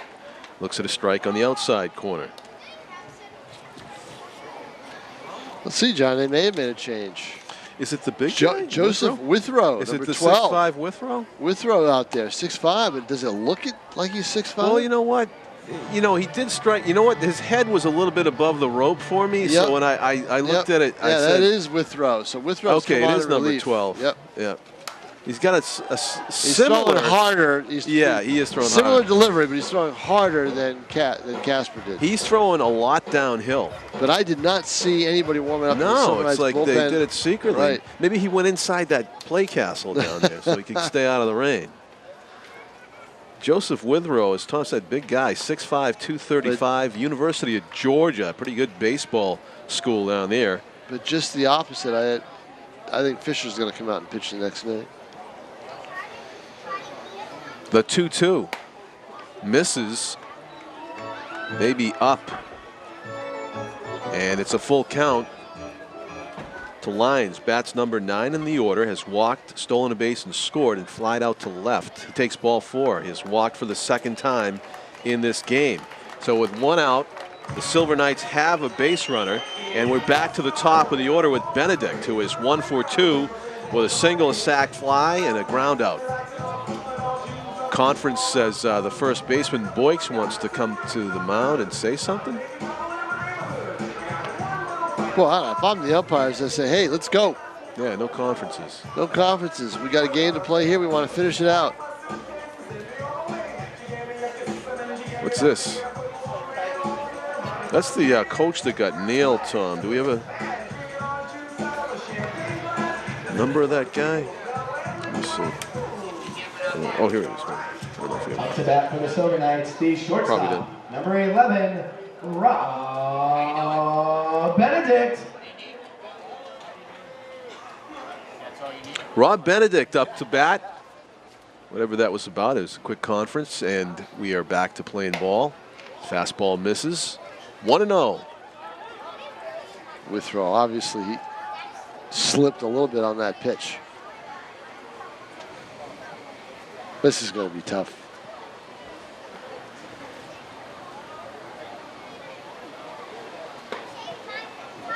Up by 4 on a really wet night. It has brought the running game to a screeching halt for the Silver Knights. No real urgency to run and no real safe track at the moment. As I say that, he takes off on almost a hit and run. It's fouled back, and terrific running jump there for Lyons. He would have stolen that one easily. Benedict fouls it to the screen. The 2-0 pitch must have been to his liking. So 2 balls and 1 strike now.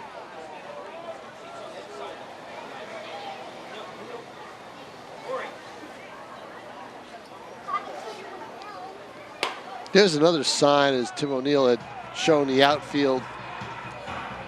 It's another sign that this wasn't going to be a dud in terms of what was going to do this summer in terms of fans because of the advertising support they got on the outfield.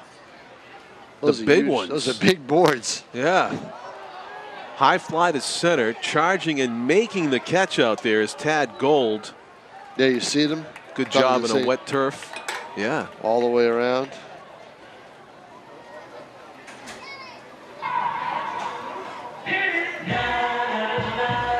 And here is your Logan Gillis, league leading hitter, 2 for 3 tonight with a run scored. Bottom of the 6th inning, 4-0. The Nashua Silver Knights are ahead, and Gillis is going to go talk to his third base coach here. Coming into tonight's action, the Nashua Silver Knights led the league with a 24-15 record, right behind Torrington at 23-15. Half game back with 1 more game in hand to play. Martha's Vineyard, this team here, 22-16. The only team that's out of it, the Seacoast, at 8-31. They've already announced, John, they're adding Leominster, Fitchburg next year. It'll be a 5-team league. Well, I think they'll add another team. They'll go. Okay. You never want to have an odd. You never want to have an odd number. You right. want to have an even number. You want somebody playing. Where else geographically can they go? Plenty of spots. I mean, don't forget, they don't need stadiums as long as they can get, facilities or high school fields, community fields. Yeah. They can spruce them up a little bit. Well, I'm just making a mental image of this is the marquee place right here. This is it. Strike call, throw to second, and sliding in safely. The only other facility that's a stadium type That's is a pretty good Torrington. slide on the wet track. That is a good slide on the wet track by about 8 feet. By 80, yep. Or by, was it Lions or 80? It was Lions. Yep. So he's in scoring position with 2 outs. He's a pesky player. He gets down in the order, but he always seems to figure in a lot of Silver Knight rallies. I bet this is the only team he ever batted down in the order with his kind of talent. Very happy ninth birthday to Dan Hill. Happy birthday to Jason. Sanborn, the cleanup hitter, hit 7th for UMass Lowell this year. He's hoping. You wrote an article about it. He's hoping to clean up this this coming spring. He's got plenty of experience in that cleanup spot now.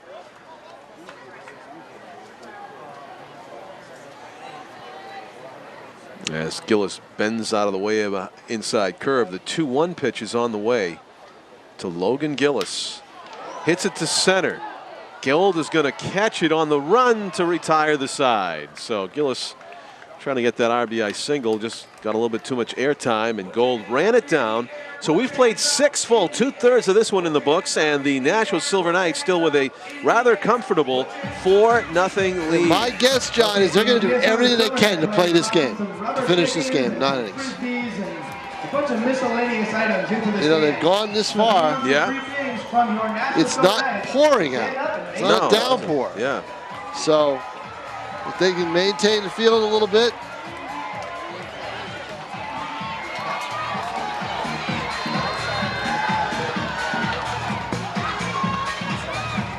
Then you see the players get involved.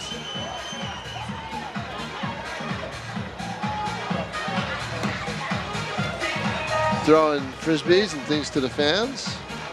I think Monkey Boys probably due for one more appearance in this game before all is said and done. Probably after the 7th inning. Yeah, so back to our discussion. We have right now in the league, the 4 teams we have in the league, the Seacoast, where they play up in Portsmouth. Rochester, New Hampshire. Martha's Vineyard, who Tom just took us on a nice travel log earlier. His travel diary unfolded. Torrington, Connecticut, correct? Torrington is actually, believe it or not, a longer trip than Martha's Vineyard. It's a 3.5-hour bus ride. Which I'll believe that. It's only 2 hours to Woods Hole from here. So. And of course, here we are in Nashua, and you're talking about Leominster. I'm thinking, are they thinking about Vermont? Are they thinking about that? I think they're thinking about any place that's got above Keene. I don't know if they want to go in that area. No, I think that they want to get another team in Massachusetts. Massachusetts, okay. To help out Martha's Vineyard and help out Torrington. Fitchburg helps out Nashua greatly. Fitchburg, Leominster. Most of the games will be in Leominster. Chambers, the manager, lives about walking distance. Of course, they have Brockton down there. It's Brockton Rocks, a different Rocks, league. Yeah, they won't. The Rocks are basically the people who run the Sharks, and they run Torrington. Right. So they can find some alternative geography to come up with that. They'd like to maybe go out beyond Worcester, out that way out towards Western Mass. I think that would probably help with some of the travel, but maybe Springfield. Or, they did try to get into Scituate, and it was almost ready to be announced, and then something happened and they had to pull the plug on it. So they'll go if they can get on it. What Chris Hall told me is locations aren't a problem. Ownership is. They want good owners. Yeah. That will make it go, that will do their best to make it go of it.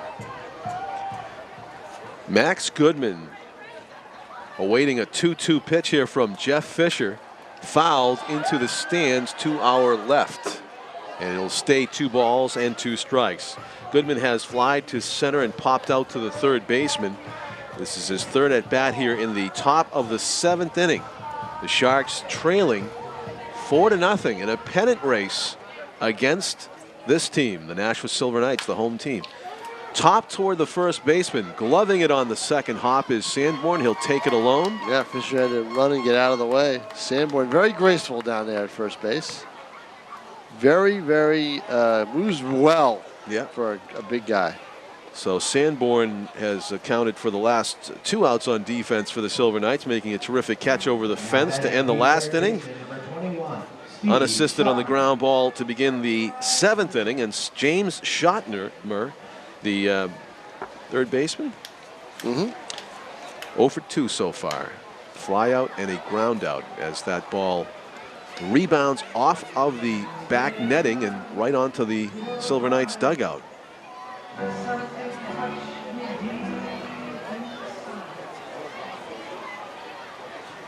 Pitch is hit high to right, left field. It's going to bounce fair and go over the wall for a ground rule double. Hardest hit ball of the night by anybody, by either team. Well, you know, your third base coach might. No, that's, well, I mean, in play. In play. Oh, definitely in play. Yeah. Schottner, double. Ronnie Rosario to bat now, as you can see, trying to keep the bat dry as he comes to the plate. Now batting the right fielder, number 13, Ronnie Rosario.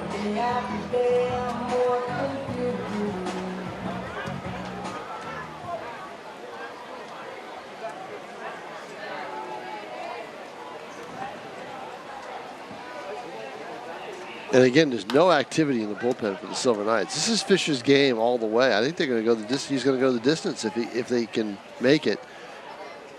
That was interesting, that swing. He made full contact and pulled the ball foul, but one hand came completely off the bat, and he still held on to it with the other hand. Yeah, he's trying to dry. He's trying to dry the bat off in between. Tough night. Trying to get through this so they can finish this game. We're in the 7th, and it's a 4-0 Nashua lead. Some of these bats, the nicer ones, they come with this finish that on nights like this becomes especially slippery. The unfinished bats, I feel like just like a raw piece of wood. Those are easier to grip. Popped up in the air, left side. It is just a foul ball or right on the line. It would have hit the line. Good off-speed pitch by Fischer to catch Rosario out in front of it, and he pops it up. And that'll bring up Tad Gold. Gold, who was flied out and reached on a fielder's choice, looking for his first hit. That's in the 9 spot in the order, the center fielder for the Sharks. Well, we got a pinch hitter, I believe. Oh, it's number 23. Yep. Umpire just signaled. Center fielder, number 23, Jack Colton. Jack Colton will step in, a Harvard guy. Coming in hitting 240. Or for you Harvard people out there, he is 25 for 104, and I'm sure you figured it out. Figured it out already.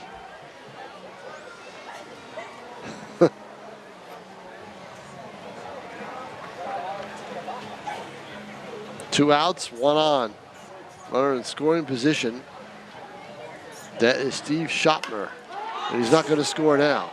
It's going to be an easy play for Katsarubis. Boy, Fischer is pitching a gem, John Collins, isn't he? Terrific job.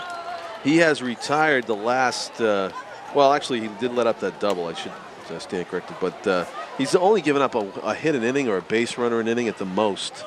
Every time he hasn't had the Sharks get somebody on. Right, his only 1-2-3 inning was the first, believe it or not. Right. He's had a runner on every inning, but they haven't moved him. They've stayed where they've arrived. Yep. Not even a steal, looks like. Dance company from Merrimack performing.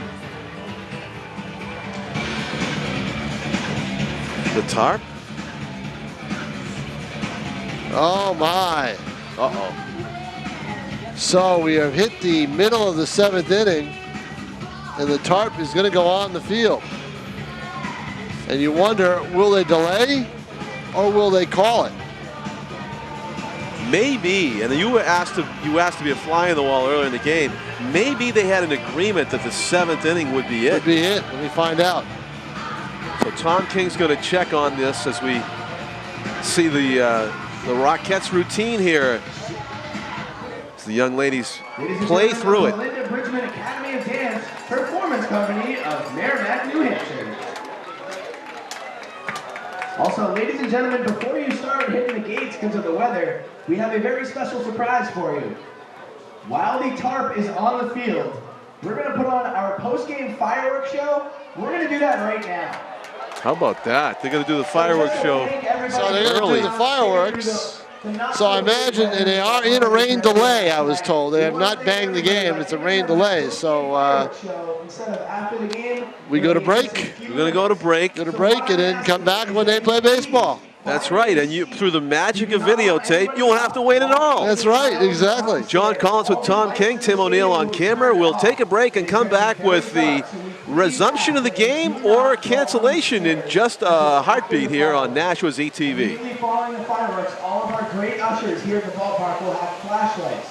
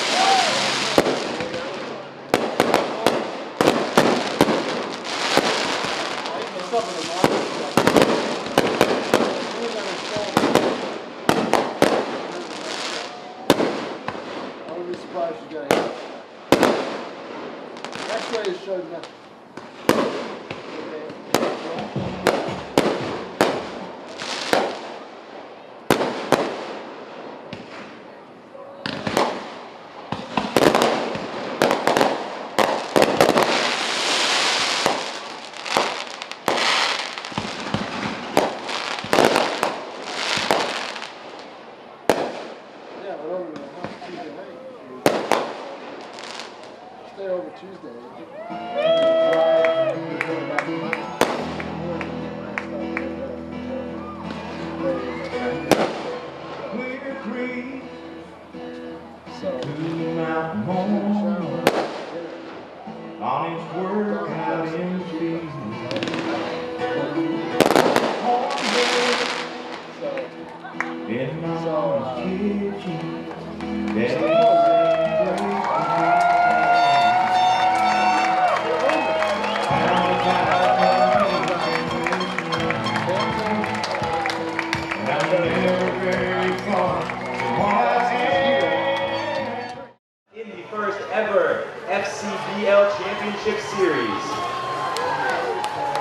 game, of course, is scheduled for tomorrow at 5:05.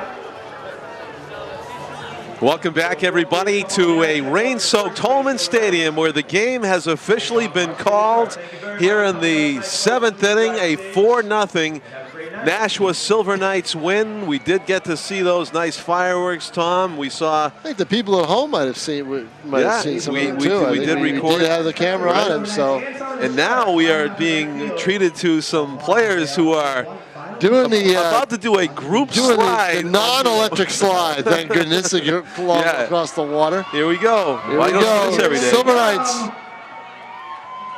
group slide. There they go. One of the teammates was acting like one of the curlers in the Olympics, trying to add to the distance, I think.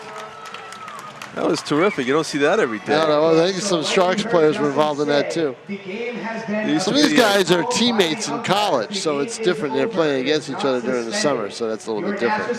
So this game is not a suspended game. It is a completed game, 4 runs, 7 hits, and 1 error for the Silver Knights, who are now 1 game, 1 win away over Martha's Vineyard from clinching a playoff spot, and that would come the day after this game is played. So star of the game, Jeff Fischer, the pitcher. Jeff Fischer, the pitcher, threw a 4-hitter with 1 walk and 1 walk, and I believe, let's see, 1 didn't strike out too many. 1, 2, and that's it. 2 strikeouts. So 1 walk and 2 strikeouts, but that's not his forte anyway. He's a put the ball in play kind of guy. They put the ball in play. Martha's Vineyard managed 4 hits, but could not manage a run in their 7 innings of at-bats. Nashua getting the win. We'll recap the scoring for you in just 1 moment. They got the win in the first inning. Logan Gillis with a single, Matt Jacobs with a walk. A wild pitch moved the runners up, and Mark Sanborn hit into an RBI ground out. That was a 1 run. The second run, very interesting in the 3rd inning. A walk, an errant pickoff throw that had the runner all the way, Sean Lyons, all the way to 3rd, and a run scores on the sac fly. But then a base hit and a wild pitch. And then on a throw to first base, Mark Sanborn beat it out, and Logan Gillis alertly scoring from 2nd on the ground out, basically stealing a run in the 3rd inning off Cody Casper. And then an RBI single after an infield hit by Matt Jacobs in the 5th, let it off, an RBI stolen base by Jacobs, and then an RBI single by James Katsarobis brings in the run, as actually Jacobs had also stolen 3rd as well. But Katsarobis with a bloop single, and it's a 4-0 game, and that is it. That is your Friday night at Holman Stadium. Yeah, thanks very much for that recap, Tom King. I'm John Collins. I want to thank our cameraman Tim O'Neill and our executive producer Pete Johnson as well, and you, the fans, for watching this Nashua ETV broadcast of the Nashua Silver Knights victory this evening. As you look at the scoreboard that doesn't read it right now, but they did beat the Martha's Vineyard Sharks 4-0. We may have more Nashua Silver Knights action. Stay tuned, Nashua's ETV, in the coming weeks as the team advances to the playoffs, we hope. So thank you again for watching, and good night from Holman Stadium, everybody.